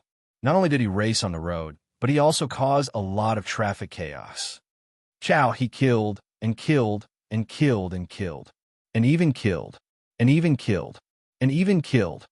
He even forcibly, Harmony, raped the pitiful high school girls, causing them to lose control of their minds. In the end, they jumped off the school building. The blood covered the entire ground, and the whole world was dyed in bright red. Comrade, tell me, are you willing to see such a heinous murderer successfully escape to a foreign country because of your obstruction? Are you willing to let him live his sinful life with his bloodstained hands? 1600 hours. There are 8 minutes left. In 8 minutes, the ship will set sail. After 8 minutes, we won't be able to catch the suspect. Could it be that you're willing to see those innocent souls wailing in their graves day and night because they are unable to wash away their grievances?" Chao Etienne roared in a tragic manner. "I say, brother, did the suspect commit so many crimes? Why didn't I know about it?" A criminal police officer whispered to his partner. "Shoo, lower your voice. Why are you talking so much nonsense? Just watch our leader's performance. TSK, TSK. It's been a long time since our leader performed like this. You should learn more and be more quick-witted. In the future, when we handle cases alone, it'll be useful," another criminal police officer said. I. The staff member was infected by Chao Etienne's emotions. Thinking about the tragic scene that Chao Etienne had just described, he could not help but feel his blood boil. He suddenly clenched his fists, and his eyes flashed. He immediately said to Chao Etienne, "I can't let all of you go in, but I can let you go in alone. This is the best I can do." "Thank you." Chao Etienne suddenly grabbed the staff member's hand and shook it up and down. No, Captain. The suspect is too cunning. There might be some traps inside. You'll be in danger if you go in alone." Hearing their captain's plan to go in alone, the criminal police officers behind him immediately tried to dissuade him. If this was any other day, Chao Etienne might have thought about it carefully when she heard these words of dissuasion. However, because she had been tricked by her opponent time and time again, Chao Etienne's heart was already filled with rage. All she wanted to do was to capture the damned suspect and wash away her shame. How could she care about her own safety? Hence, Chao Etienne ignored his subordinate's dissuasion and rushed into the dock without looking back. Found it. The Heaven's Wings. It's this ship. Chao Etienne found the cargo ship docked at the dock without much effort. Because it was not a formal search, Chao Etienne could only avoid the eyes and ears of the surrounding people. He quietly climbed into the cargo cabin through the gangway. After some searching, he finally found the middle-axle car parked in the cargo cabin and more than 20 brand-new Autos in it. Chao Etienne immediately climbed into the mid-axle transport car and began to search the cars one by one. When she found the 6th car in the first city, she became very excited. There was a figure lying in the back of the car, and it looked like he had fallen asleep. "Oomph, you're still in the mood to sleep? Let's see how you escape this time." Chao Etienne pulled out her pistol from her waist with one hand and took out a square, phone-like object from her pocket with the other. Chao Etienne tapped on the screen of the object and selected the Audi's logo. Then, she selected the car model and finally pressed the confirm button. The 4 doors of the Audi were opened at the same time. Thank goodness I'm smart. Otherwise, it would have been really hard to open these doors. Chao Etienne thought proudly when she heard the crisp sound of the doors opening. Naturally, Chao Etienne was holding a set of universal car keys in her hand. This set of car keys was seized from a gang of car thieves. The rest of the stolen goods had been reported by Chao Etienne. Only this set of universal car keys had been intercepted by Chao Etienne. Of course, Chao Etienne had not done this to steal a car. She had only done it in case of emergency. Chao Etienne, the captain of the Criminal Investigation Unit, had never been a captain of the Criminal Investigation Unit who followed the normal route. In the end, Chao Etienne's intercepting this time really came in handy. Otherwise, Chao Etienne would have had to break the car windows to force the door open. That would have definitely alerted the suspect, who was sleeping soundly in the car, and caused unnecessary trouble. Just like that, Chao Etienne silently opened the car door. When the muzzle of her gun was pointed at the suspect's head, she smacked the suspect's face with force and shouted, "You're under arrest. Get up." Ugh. As soon as Chao Etienne's voice fell, the suspect who was lying in the back seat began to twist violently. Chao Etienne was shocked, thinking that the suspect was going to resist. But upon closer inspection, the suspect's twisting was like an earthworm. It did not look like he was going to resist at all. Instead, it looked like a person whose limbs were tied up. What's going on? Chao Etienne took a closer look and found that the suspect's limbs were all tied up tightly. Even his mouth was stuffed with a ball of rag. He did not look like a suspect, but more like a victim. Who are you? What the hell is going on? Tell me. Chao Etienne pulled the rag out of the suspect's mouth and questioned him. Comrade Police. Ugh. Comrade Police. You're finally here to save me. I thought I was going to die. You're finally here. As soon as the man saw the police uniform on Chao Etienne, he immediately burst into tears, crying like a child. Don't cry. Tell me, what the hell is going on? Tell me. Seeing this scene, Chao Etienne's heart surged with an ominous premonition. He was so frustrated that he was about to explode. I'm innocent. I'm just an otaku who writes novels. In the end, I was kidnapped a week ago. That person smeared latex on my face and almost suffocated me to death. Then, he didn't give me any food to eat and wanted to starve me to death. In the end, he threw me in the back seat of this car. If you didn't come, I would have suffocated to death. The man said intermittently, his logic confused. Although the man's words were very illogical, Chao Etienne still managed to sort them out in his mind. He keenly discovered the main point of the man's words and asked in a panic, "What did you say? What did that person smear on your face?" It was sticky like latex. It stuck on my face for a few hours. When it dried and tore off, almost stuck my skin. It hurts so much, the man said in fear. Human skin mask. This is a human skin mask. Chao Etienne was used to all kinds of crimes, so he had some understanding of things like human skin masks. This was a prop that special effects makeup artists would use to completely change an actor's face. Later, such a prop fell into the hands of some criminal suspects, allowing them to commit crimes with another face. Such a crime required very high special effects makeup skills. Only some of the top special effects makeup artists in the country could achieve this, so there were very few cases like this in the country. Chao Etienne had only seen such a crime in a criminal record in Beijing, so he never thought that the criminal might use a human skin mask. But from the description of the man who was tied up, it was clear that someone had used his face to make a human skin mask. If that was really the case, then regardless of whether it was the surveillance camera or his own memory, the face that he saw was not the real face of the criminal, but the face of this unlucky otaku who was tied up in front of him. Chao Etienne pulled the otaku out of the car and looked at him carefully with some faint sunlight. Sure enough, it was exactly the same as the face in his memory. If he didn't know about the human skin mask, Chao Etienne would definitely think that he had successfully caught the criminal suspect. By the way, police comrade, are you Officer Chao Etienne? While being observed by Chao Etienne, the otaku also carefully observed Chao Etienne's face and finally blurted out, "What's wrong?"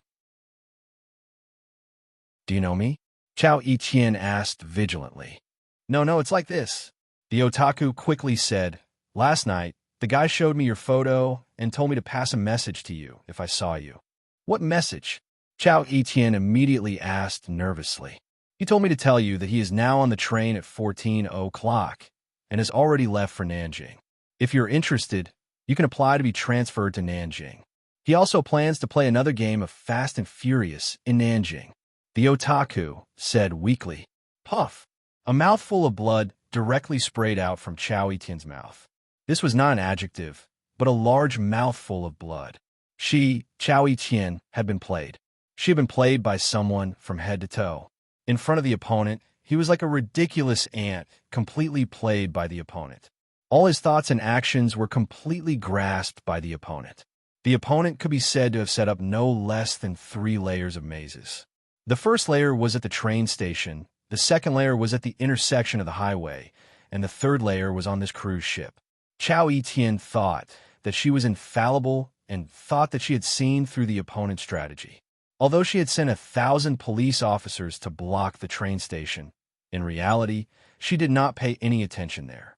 All her attention was focused on the intersection of the highway and the cruise ship. In the end, the enemy's seemingly simplest first-layer maze was actually the real exit.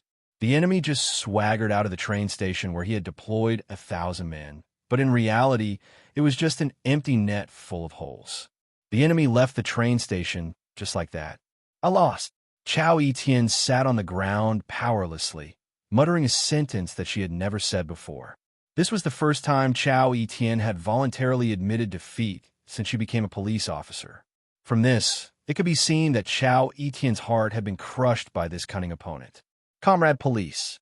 Comrade police! Seeing that Chao Etienne had collapsed on the ground, the otaku hurriedly helped him up. At that moment, a melodious whistle sounded in their ears.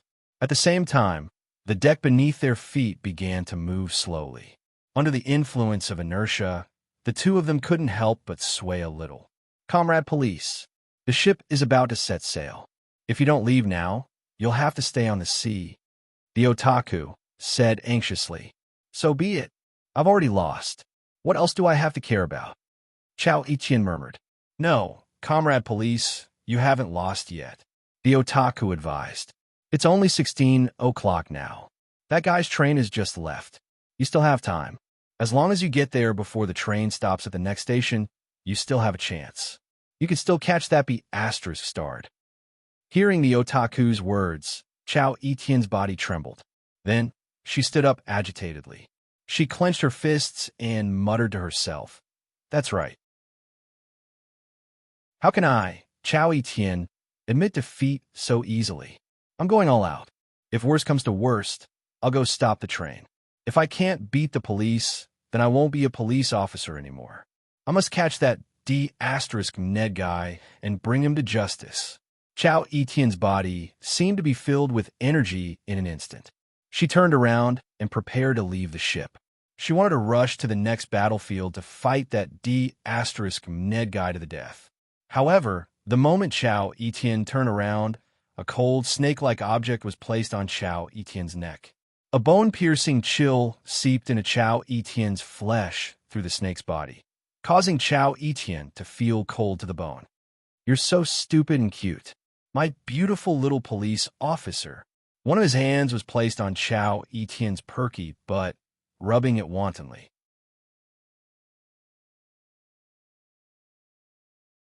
Chapter 1220. If it was a normal day, if any stinky man dared to put his hand on her, but Chao Etienne would definitely slap him and step on his crotch. In the end, she would even bring him to the detention center and charge him with molestation. However, the current Chao Etienne did not have any reaction at all. She allowed the other party's dirty hands to caress her beautiful buttocks. Firstly, it was because there was a gleaming sword on her neck. Chao Etienne did not think that she would be able to dodge the sword's attack before she pulled the trigger. Secondly, it was because Chao Etienne's heart was almost dead. She was actually tricked again. Just like what the man had said, Chao Etienne really felt that she was the stupidest woman in the world. When a man said that he was a kidnapped otaku, she believed it. When the man said that the real murderer made a human skin mask to impersonate him, she believed it. When a man said that the real murderer had already escaped on a train, she completely believed it. This man had once again completely played with her. He tore her self-esteem and confidence into pieces. This was what made Chao Etienne feel the most pain. Ever since she was young, Chao Etienne had always been the strongest person around her. Whether it was a man or a woman, whether it was sports or exams, Chao Etienne was always the number one. She had never lost so badly before. It could be said that the current Chao Etienne was already on the verge of collapse. Although she had not completely collapsed, with just a gentle push, she would fall into an endless abyss. Thus, someone decided to give her a push. Do you know what you look like? The man moved closer to Chao Etienne and started talking about her beautiful hair. He smiled and said, "You're like a lychee. The outside is hard and a little prickly. But as long as this layer of shell is peeled off, you'll become a soft ball of flesh that can squeeze water out of it. You'll be so sweet that people will get sick of it. I don't have any other hobbies in this life. I just like to be a fruit-eating man. I especially like to eat lychees like you. I like how you look when you're peeled off the shell the most. You look even worse than an ordinary woman. You look the most seductive right now." The man pinched Chao Etienne's face and said lecherously, "I admit that in terms of scheming, or perhaps in terms of intelligence, I'm indeed not as good as you. I have nothing to say if I lose to you." Chao Etienne tried his best to hold back the tears in his eyes, trying to protect his fragile pride. But even Chao Etienne had to admit that he had lost in terms of intelligence. Now, the only thing that could protect his pride was Chao Etienne's ability. Hence, Chao Etienne continued, "But you can only rely on schemes and tricks. You're not a real man. If you have the ability, then defeat me completely in terms of strength." But what Chao Etienne didn't know was that this was the sentence that the man had been waiting for. Chao Etienne saw the other party suddenly reveal a disdainful and playful expression. "How about we make a bet?" The other party chuckled. "Let's do as you say. Let's not talk about intelligence and just compete in pure strength. If you can beat me in strength, not only will I let you go now, but I'm also willing to put on handcuffs and follow you back to the police station. You can do whatever you want with me. What do you think?" Really? Chao Etienne didn't expect that the other party would say something like this. His heart was suddenly filled with a huge wave of hope. Very few people knew that when Chao Etienne was studying in the police academy, he once represented the police academy to win the national women's kickboxing competition. Later on, he even represented China in the world women's kickboxing competition. Whether it was strength or technique, he was the best in the world. He didn't expect that the other party would be so reckless as to propose a competition of punches and kicks. This was exactly what Chao Etienne was most proud of and also his strongest point. Chao Etienne looked at the other party like he was looking at a dead man. Chao Etienne was confident that he could beat this arrogant man into a pile of dog shit and wash away the humiliation he had suffered. Of course it's true. You don't have to worry about this. I always mean what I say. Even the emperor's words are not as effective as mine. The other party said calmly and confidently. "Okay, I promise you," Chao Etienne said impatiently. Wait, he didn't expect the other party to suddenly say this. "What? Do you regret it? Do you want to go back on your word?" Chao Etienne said worriedly, deeply afraid that the other party was really regretting it. "I won't go back on my word. I just want to ask, what are your stakes?" The other party paused and looked at Chao Etienne's fair skin through the collar of his police uniform with interest. "Since I have to surrender myself to you if I lose, what price do you have to pay if you lose?" "Oof, don't you just want my body?" Chao Etienne laughed coldly. "Okay, I promise. If I lose, you can do whatever you want with my body. You can play with it however you want. I, Chao Etienne, won't say no." "No, that's not enough." The other party shook his head. "I want you to recognize me as your master. If you lose, I will be your master from now on. You can't go against any of my orders. You have to obediently carry out my orders with a smile and enthusiasm. From now on, there will be no Chao Etienne in this world. There will only be a lowly slave of me, Gohan." "Okay, I promise you." Gohan thought that Chao Etienne would hesitate for a while, but he didn't expect Chao Etienne to agree without hesitation. "If I lose to you in terms of punches, kicks, and strength, then there's no point in living in this world. It's not natural to be a slave to a strong person like you. I'm willing." "Very well. I like you more and more." Gohan withdrew his sword from Chao Etienne's neck and returned his freedom to Chao Etienne. "Say it. How are we going to compete?" Chao Etienne rubbed his fists together and asked Guhai with an arrogant expression. "Then let's do it this way. I want you to lose wholeheartedly, so we can compete in 5 events. These 5 events are all up to you to decide. We'll compete in whatever you say, and I won't say no. As long as you can beat me in one of the 5 events, it'll be my loss. Bye, Gohan said. Looking at the other party's arrogant face, Chao Ichien wanted to punch him. But after thinking about it, she decided against it because her gun was also in Gohan's hand. She didn't think that a gangster like him was the kind of idiot who couldn't hit the main character even after firing a dozen shots in the movies. Okay, since you want to die, I'll fulfill your wish. Chao Ichien snorted coldly, then found a chain from the corner of the warehouse and threw one into Gohan. I won't bully you. Let's have a simple tug of war. Let's use these 2 wheels as the standard, and whoever can pull this piece of cloth past the wheel first wins. Okay, no problem, Gohan answered. Hearing his answer, Chao Ichien calmed herself down and focused her mind.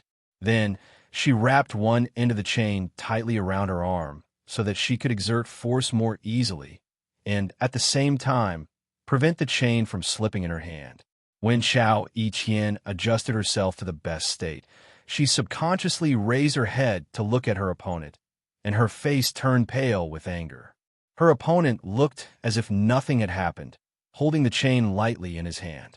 He didn't seem to be serious at all, as if he didn't care about this competition at all.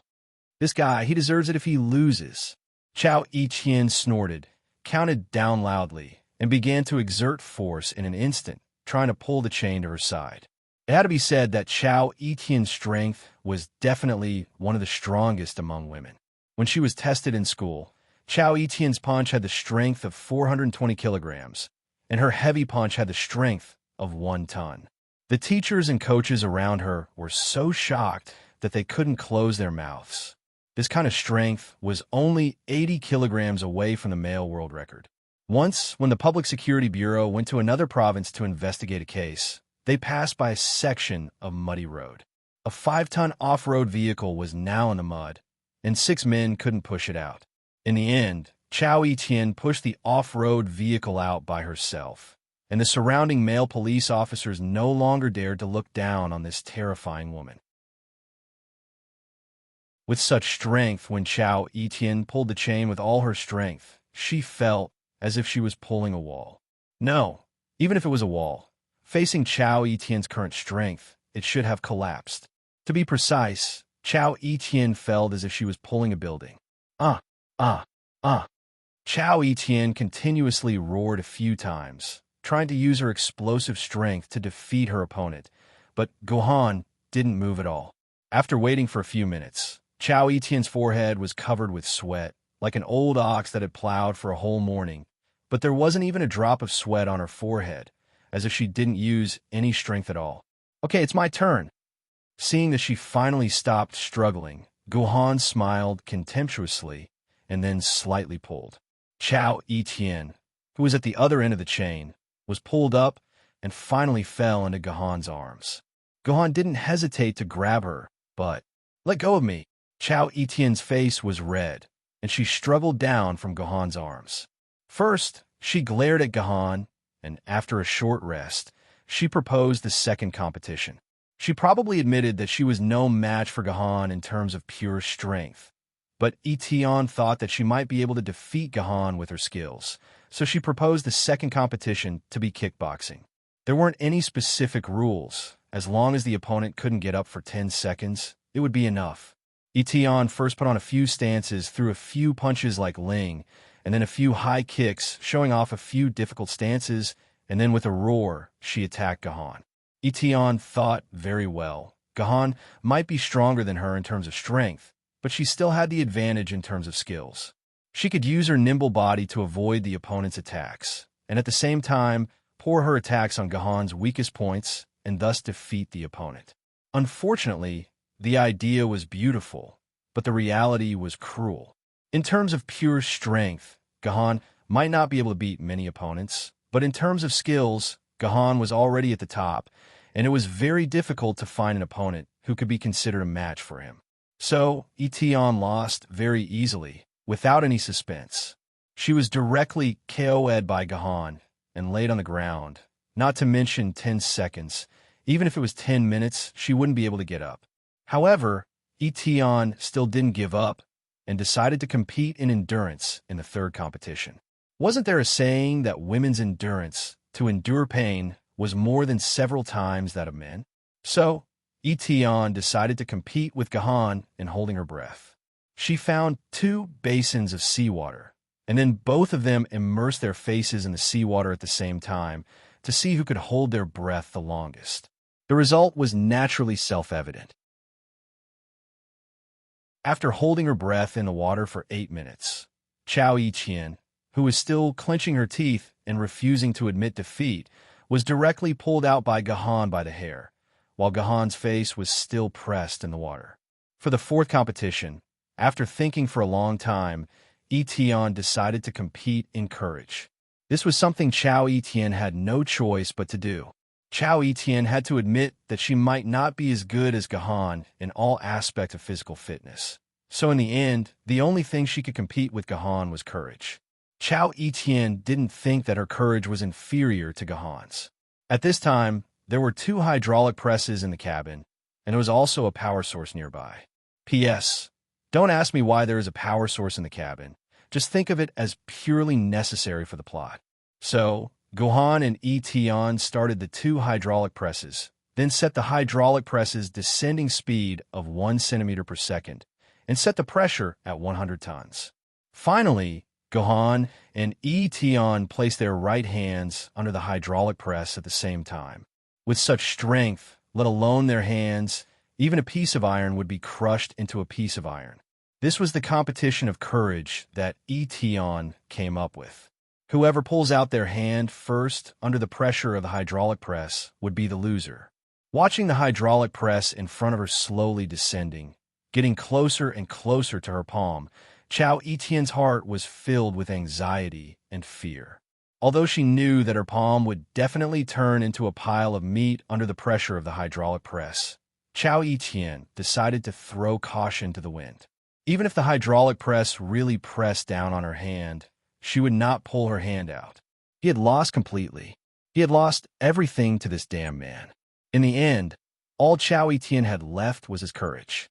If he lost to his opponent in terms of courage, then Chao Etienne's mentality would be completely broken down. Thinking of this, Chao Etienne resolutely closed her eyes. She had really thrown caution to the wind. But at this moment, Chao Etienne felt a trace of warmth on the back of her hand. She suddenly opened her eyes, and in disbelief, found that there was another palm covering her right hand. This was Gahan's left hand. At this moment, other than one of Gahan's hands being placed under the hydraulic press, the other hand was covering the back of Chao Etienne's hand. In this way, before Chao Etienne's hand was crushed into meat paste, Gahan's hand would definitely be completely crushed. What do you mean by this? Chao Etienne raised his head abruptly and looked at Guhan, who was smiling from the side. You are the woman I have my eyes on. I only hope that my woman has a pair of beautiful hands, not a pile of meat paste. Guhan said indifferently. Hearing this, Chao Etienne felt as if she had been shot in the chest. No matter how strong her determination was, it was all gone in an instant. She powerlessly pulled out her right hand and no longer had the strength to lift it. All right, this competition doesn't count. But I see that you can't think of any good ideas, so why don't I suggest one? Guhan looked at the listless Etion and smiled evilly. P.S. Damn it, using the word evilly feels really shameful. Then, he took out the police pistol that he had just confiscated and handed it directly to Chao Etienne. What do you mean by this? Chao Etienne asked in confusion as she held the pistol that she had lost and regained. This will be our last competition. Gahan continued to smile wickedly. Don't you want to compete in courage?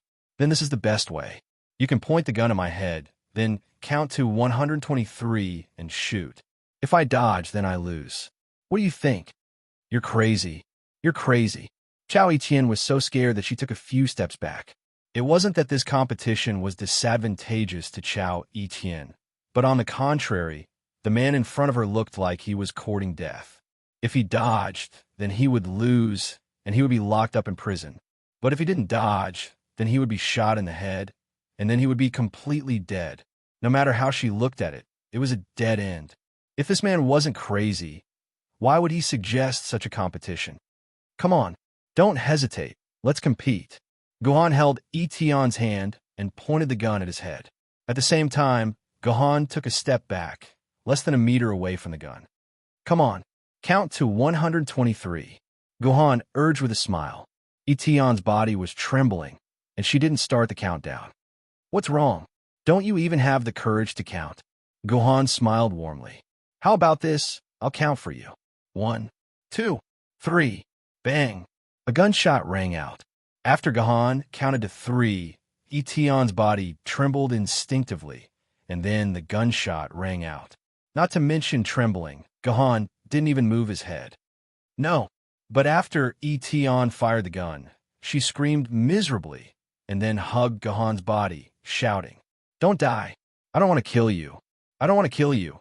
Etion had never cried so sadly in her life. Never. Looks like I've won. Etion didn't know how long she cried for, and then she heard that strange but somewhat familiar voice again and felt a hand gently caressing her head. Etion raised her head and saw Gohan looking at her with a face full of smiles.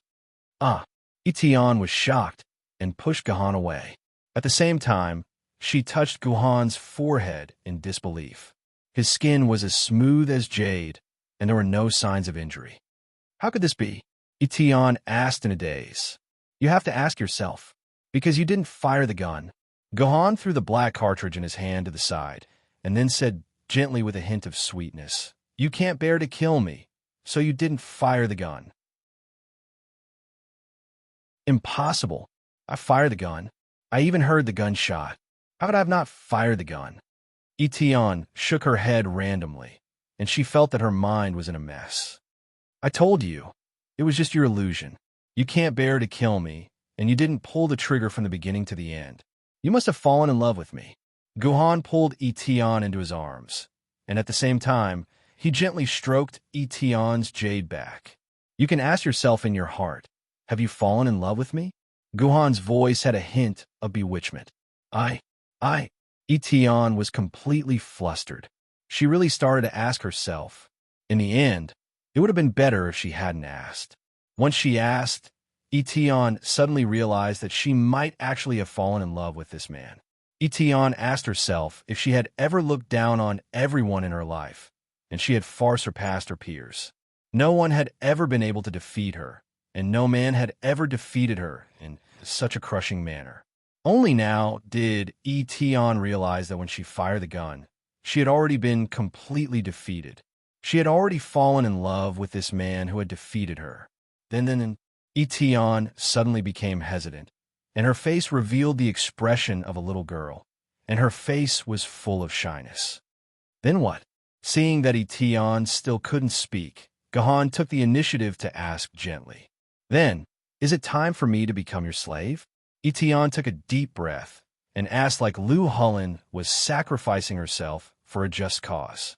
"I don't want to force you. Let me ask you, Etion, are you willing to be my slave? And are you willing to recognize me, Gohan, as your master?" Gohan asked back. To be honest, this question was very clean. I am willing. This was a characteristic of a woman with the characteristics of a strong woman. After being conquered by a man in the most forceful way, the stronger a woman was, the more obedient she would be, and the more obedient she would be. Even if she had to become a slave, she wouldn't hesitate. "No, I love you. Otherwise, I wouldn't have schemed so much and devised so many schemes to obtain you." Gohan held Etion's hand tightly and said tenderly and sweetly, "What did you say? All of this was designed for me." Etion covered her mouth and asked in disbelief, "That's right. Whether it's racing, kidnapping Wang Chi, robbery, jailbreaking, or setting up so many traps, I only have one goal, and that is to obtain you, to make you fall in love with me," Gohan said with a face full of sincerity. In fact, this was indeed the truth. Etion suddenly felt that she was so beautiful that she was about to fly. In order to pursue her, Such an outstanding and powerful man actually risked his life and the danger of going to prison, and designed so many exquisite and inconceivable things, all for the sake of obtaining her and being together with her. This was such an inconceivable and romantic thing. Etion felt that she was about to fly in the air in romance. At this moment, Etion had completely fallen into the river of love. But Etion, I have one thing. Can you help me? Gahan changed the topic. Etion, who was currently immersed in the river of love, naturally wouldn't refuse. Even if Gahan wanted to have sex with her on the spot, Etion probably couldn't wait to strip herself. Come, help me read this sentence. Gahan handed a piece of paper to Etion. Annoying. When Etion saw the contents of the paper, her small fist bashfully hammered Gahan's chest, but she still obediently read the words on the paper. Gahan, I like you so much. Can I marry you and be your wife? Bastard Gahan, how dare you tease this heroine like this? How could this heroine be so easily picked up by you? You still want this heroine to be your slave? I'm going to kill you. And from the looks of it, Etion had completely returned.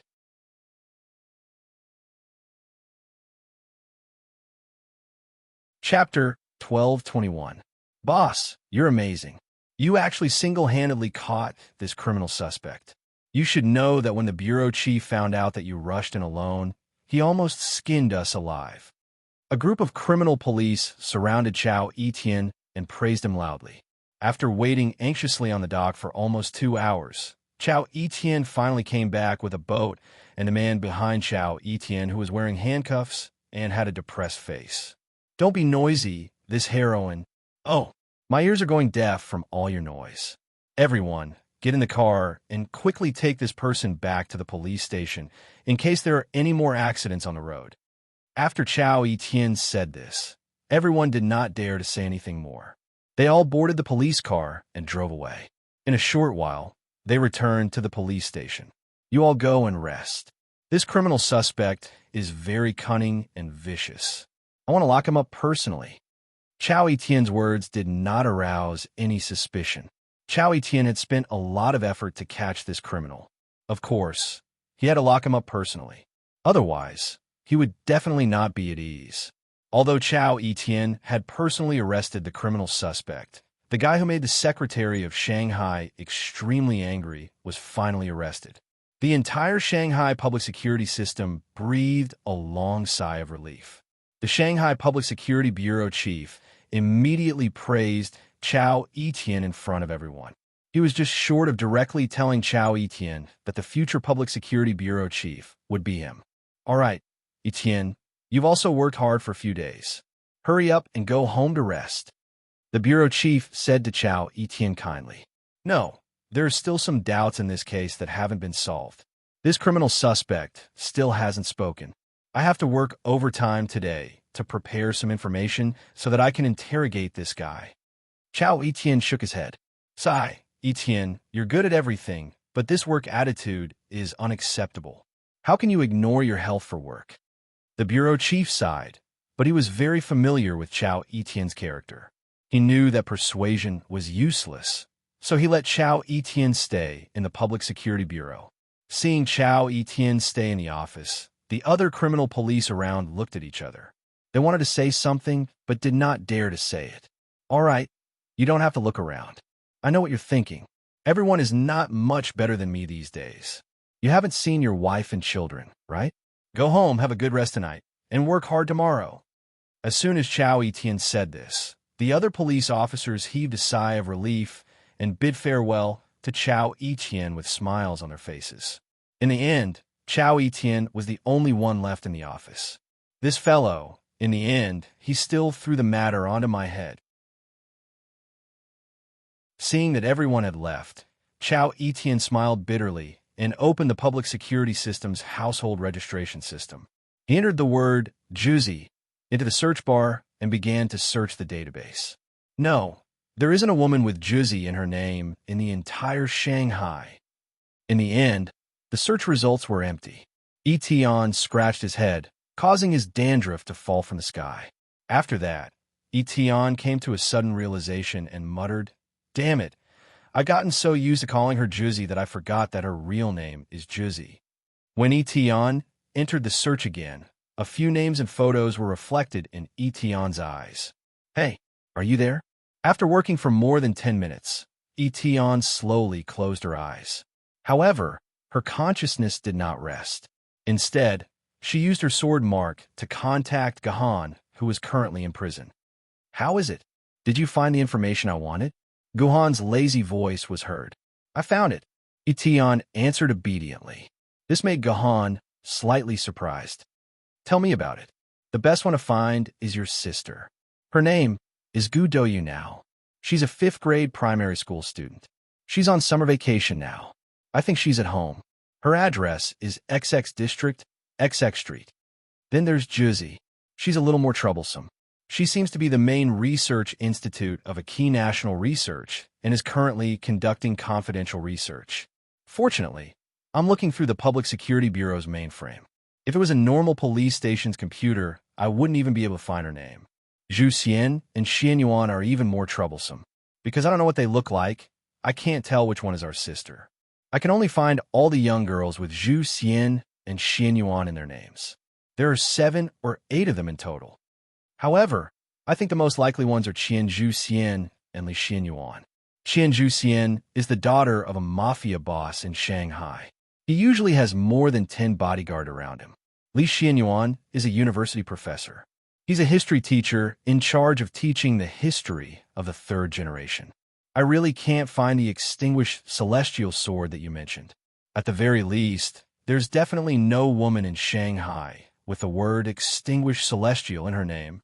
Etion quickly reported the information he had gathered. This was the rule that Gahan discovered after he came to this illusion. His sword lady's name in this world was the same as her original name. At most, she had an extra surname. Moreover, her appearance didn't change at all. After discovering this rule, it became easier for Gahan to find his sword lady. He only needed to search through her name and confirm through her photo. Then, he would be able to find his sword lady. Coincidentally, Etion was the captain of the Public Security Bureau's criminal investigation team. There was no better identity than this. Through the official ID database, Gahan could easily find the information he needed. Gahan chose to be captured by Etion to help Etion establish her authority in the Public Security Bureau. This would make it easier for her to do things. Anyway, the prison made no difference to Gahan. Gahan could leave whenever he wanted. In fact, Etion quickly found the information that Gahan needed. Etion, it's more convenient for you to appear as a police officer. Help me find a way to confirm where Doyu is now and whether she's at home or not. Juzi, help me find a way to find out her address and which unit she's at. Also, try to get in touch with Qian Zhu Xian and Li Xian Yuan. See if they're similar to their original personalities. See if they're the celestial extinguishing sword and Xian Yuan's sword. Gahan issued a series of requests. Okay, no problem. Etion answered readily. Strange. Hearing Etion's straightforward answer, Gahan felt a little strange. Wasn't Etion's favorite thing to do the most to argue with him? It was already a miracle that she could readily agree to one of the 5 tasks that he usually ordered her to do. Why did she become so obedient today and agree so easily? Etion, are you all right? After hesitating for a while, Gahan couldn't help but ask. I'm fine, master. Don't worry. I'll help you settle the matter tomorrow. Etion replied obediently.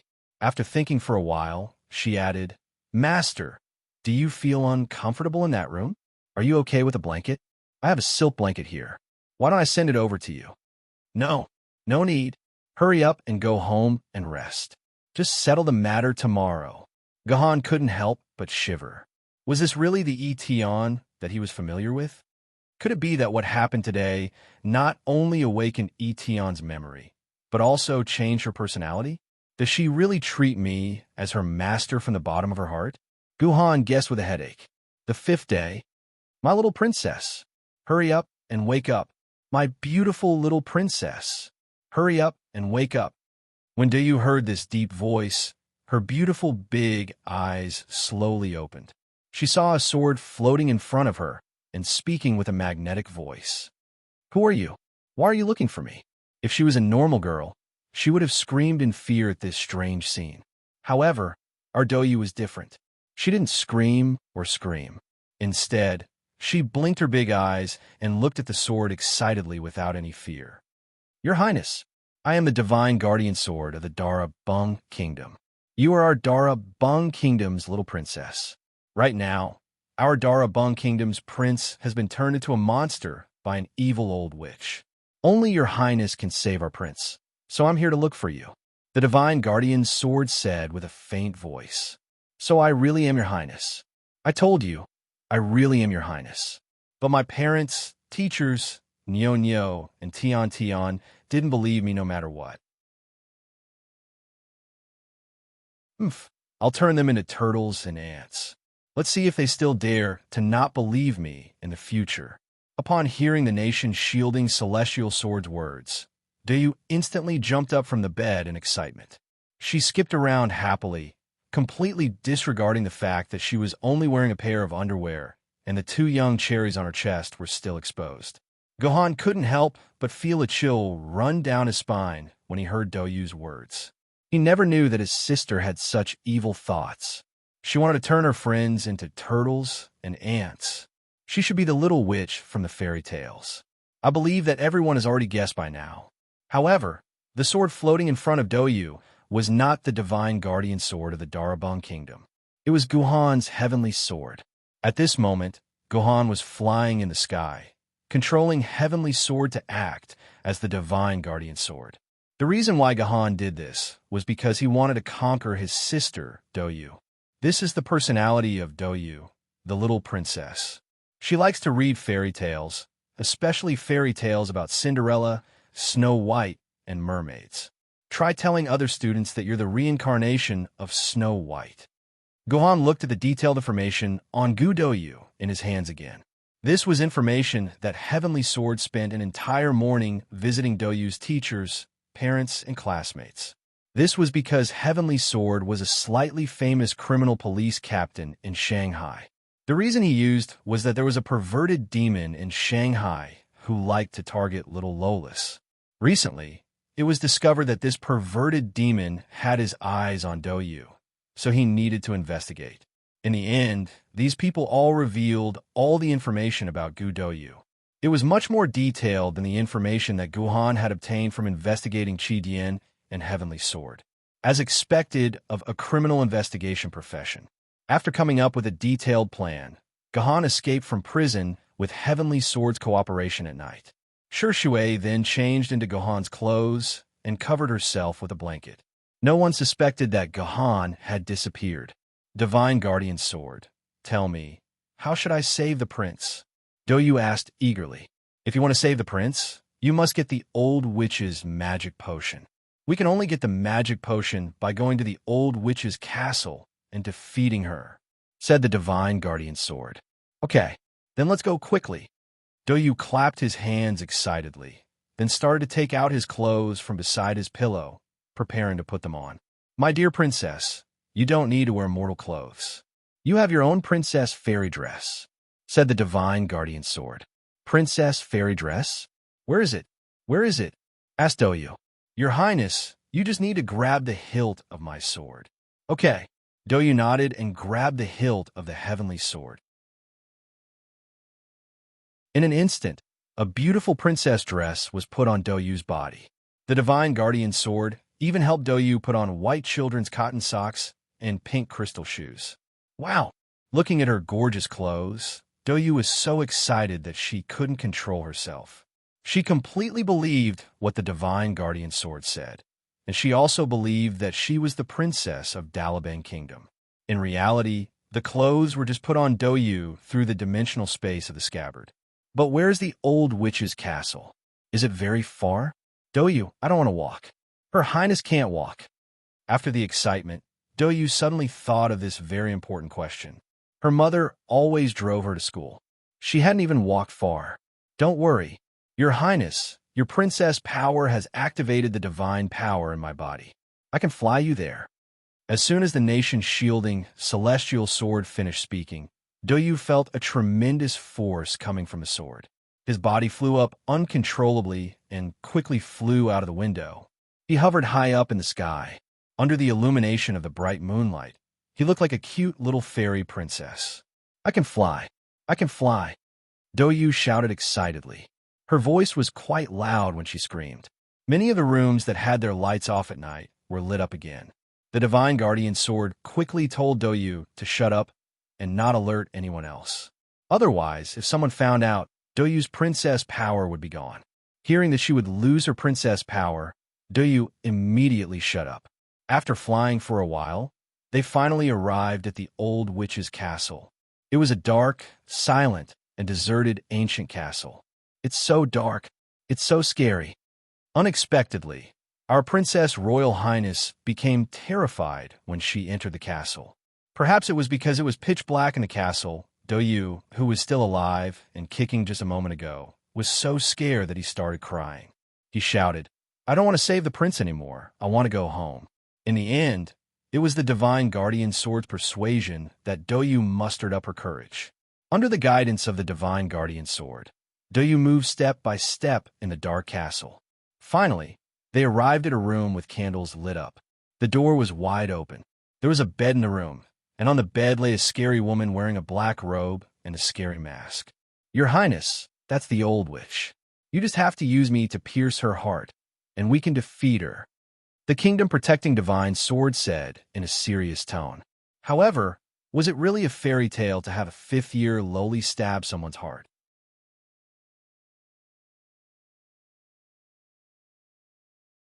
Chapter 1222. But unexpectedly, our Doyu did not hesitate at all as they mercilessly stabbed their swords into the old witch's heart. I'm dead." The old witch screamed in pain. Without a single drop of blood, she turned into a puff of green smoke and died. She even dropped a bottle of red potion on the bed. "Princess, this is the magic potion. We can go and save the prince now," the kingdom-protecting Divine Sword said excitedly. Then it brought Doyu and flew out of the castle. Not long after Doyu left, the old witch that disappeared once again appeared in the room. However, she did not wear the ugly black robe or the scary mask. Instead, she revealed her beautiful face.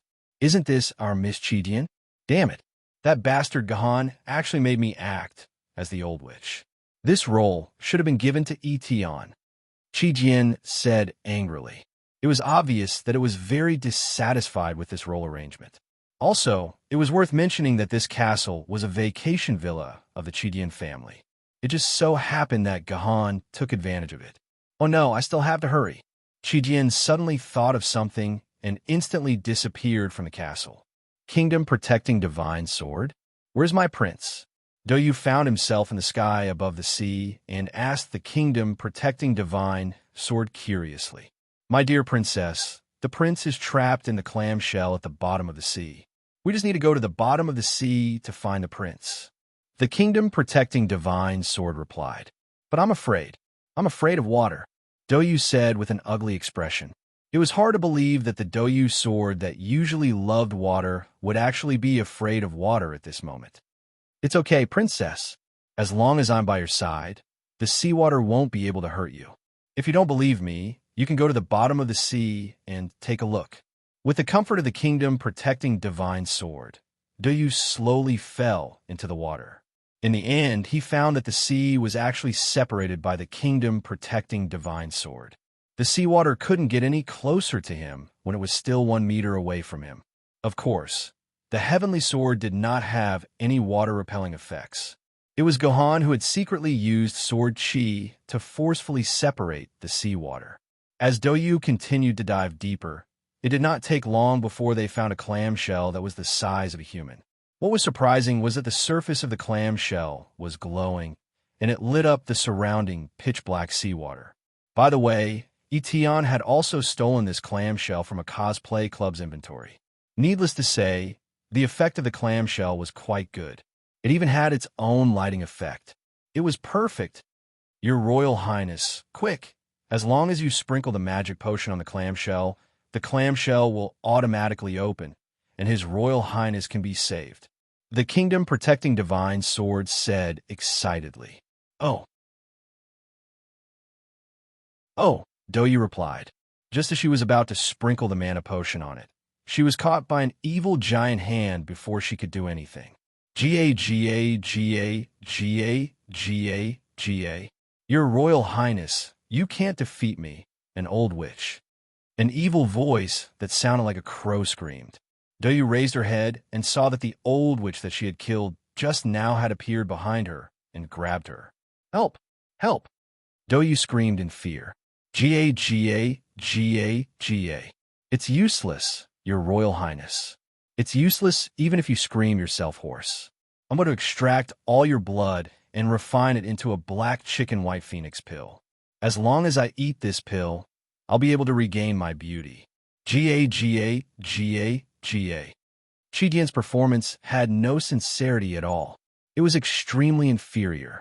Fortunately, our little Douyu cooperated wholeheartedly with the performance and did not arouse any suspicion. Let her go. Don't hurt my Royal Highness. At this moment, the nation protecting divine sword jumped out and floated in front of the old witch, scolding her righteously. Ga. It's useless. Your Royal Highness is now in my hands.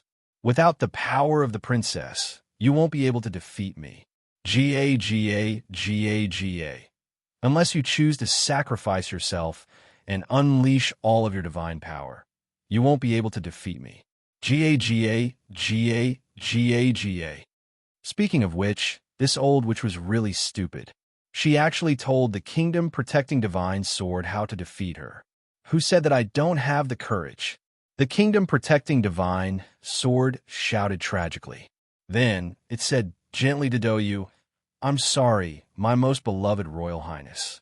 I can't be by your side anymore. No, kingdom-protecting divine sword. Don't die. Hearing the kingdom-protecting divine sword's words, Douyu was instantly filled with sorrow and cried. What are you planning to do? You can't be thinking of. Speaking of which, this old witch was really stupid. The little lowly Douyu could tell that the kingdom-protecting divine sword was about to self-destruct, but the old witch still asked what she was planning to do. The result was self-evident. The kingdom-protecting divine sword exploded. Under the power of the explosion, the old witch let out a pitiful cry before turning into a puff of green smoke. Our pitiful kingdom-protecting divine sword broke into two pieces.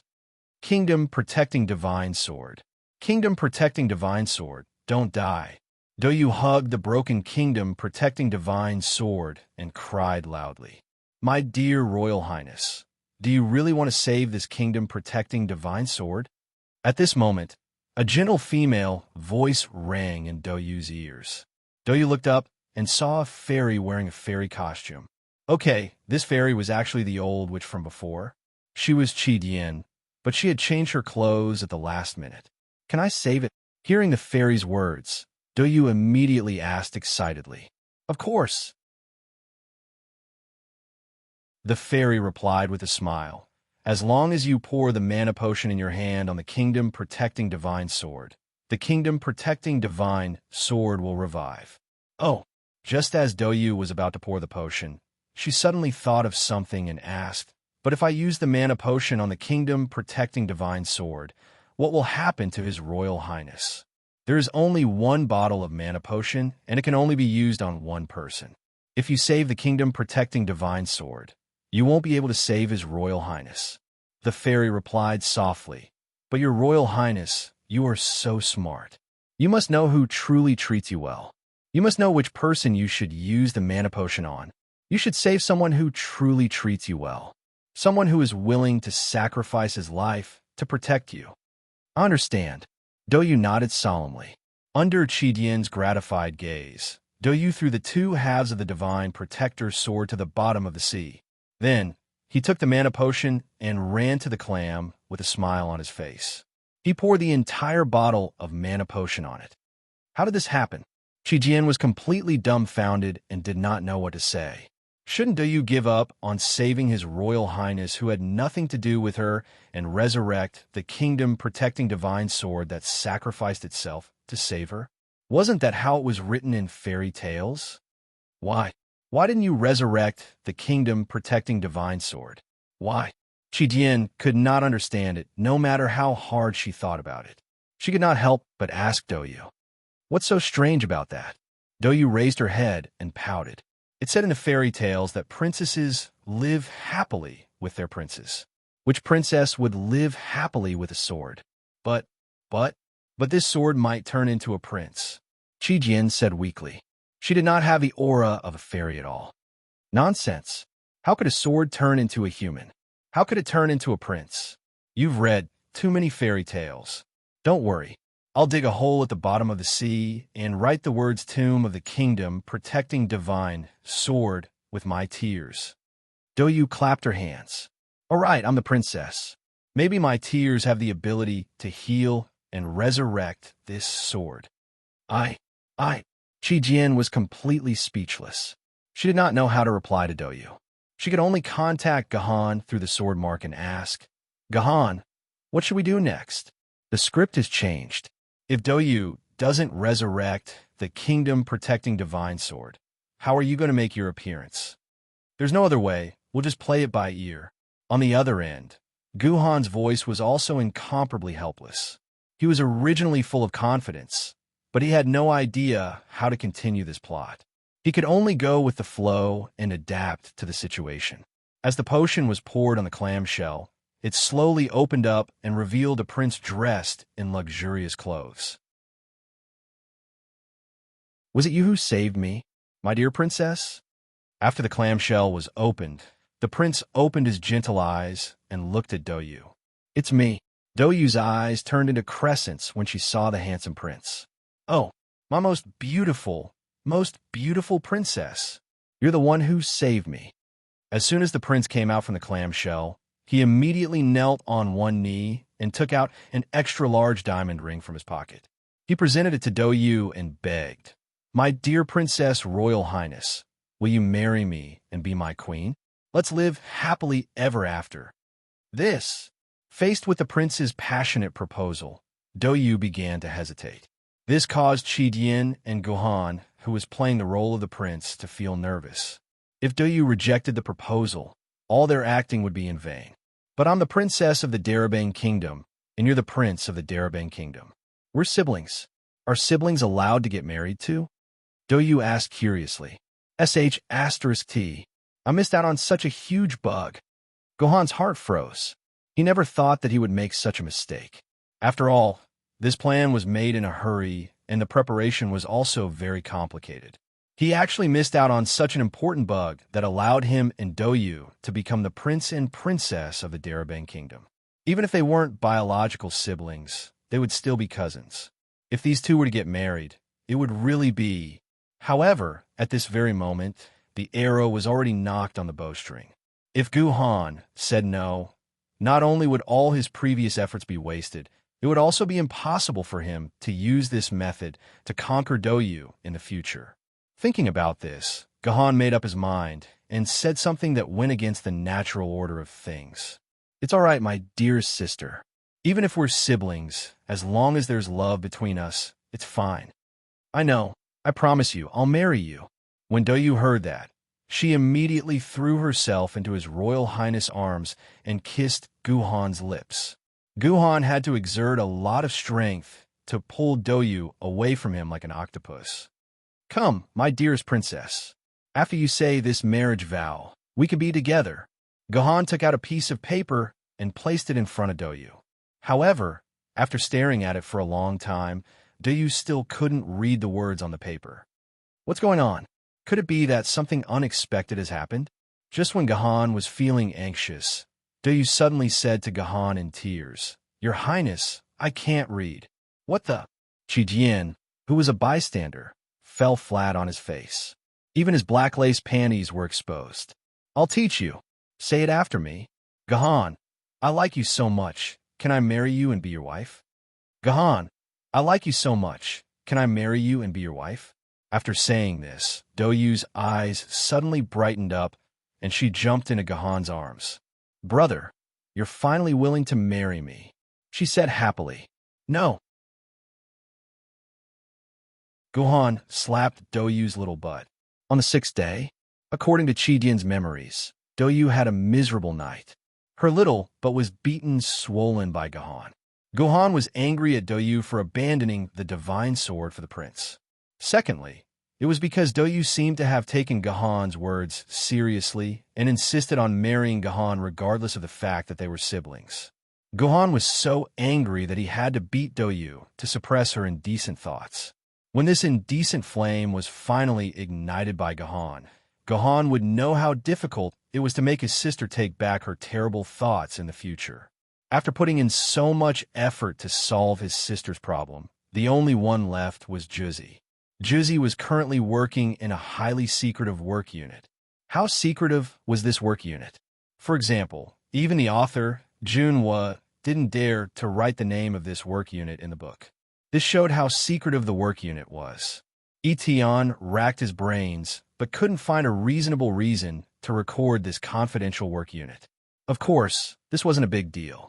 Gohan was also a guy who never took the normal path. So early the next morning, Gohan went to buy an Ultraman outfit and swaggered in front of this secretive work unit. Who is it? Stop. This is a restricted military area. Those who are cosplaying, move aside. Don't come near this place. Seeing an Ultraman appear out of nowhere, the guards at the door immediately said. At the same time, they tightened the bolt of their guns, ready to shoot at any time.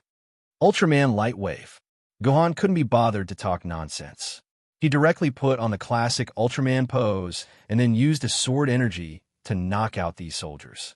Then, he swaggered into the secretive work unit. All researchers, attention, there's an order from above to evacuate quickly. An Ultraman broke in and has broken through the outermost line of defense. If we don't leave now, it will be too late. In the research room of the secretive work unit, a bald, middle-aged man hurriedly said. Then, the researchers working here began to prepare to leave in a panic. Only a young girl sat there calmly and continued to work. Juzi, hurry up and leave. If we don't leave now, it will be too late. The bald man grabbed Juzi's arm and said, No. Juzi shook his head. Teacher Wong, you go first. I will not leave before I solve this energy equation. One of them wanted to drag the other away, but the other refused to leave no matter what. Hence, the two of them were in a stalemate. Teacher Wong had no choice but to call two guards to take Juzi away by force. Suddenly, a voice came from the sky and said, Juzi, I'm an alien from Nebula M78. I have mathematical technology that is 10,000 years ahead of Earth. As long as you, Master, is it you? What Gohan didn't expect was that after just one sentence, Juzi suddenly knelt in front of him and said with a blank face, just like Juzi in the past. Master, Juzi is here. What can I do for you? This Juzi, could it be that she didn't lose her memory like the other Sword Maidens? You're tuning into the Warrior Lore YouTube channel. Don't forget to subscribe and join us on this journey to catch the most captivating stories.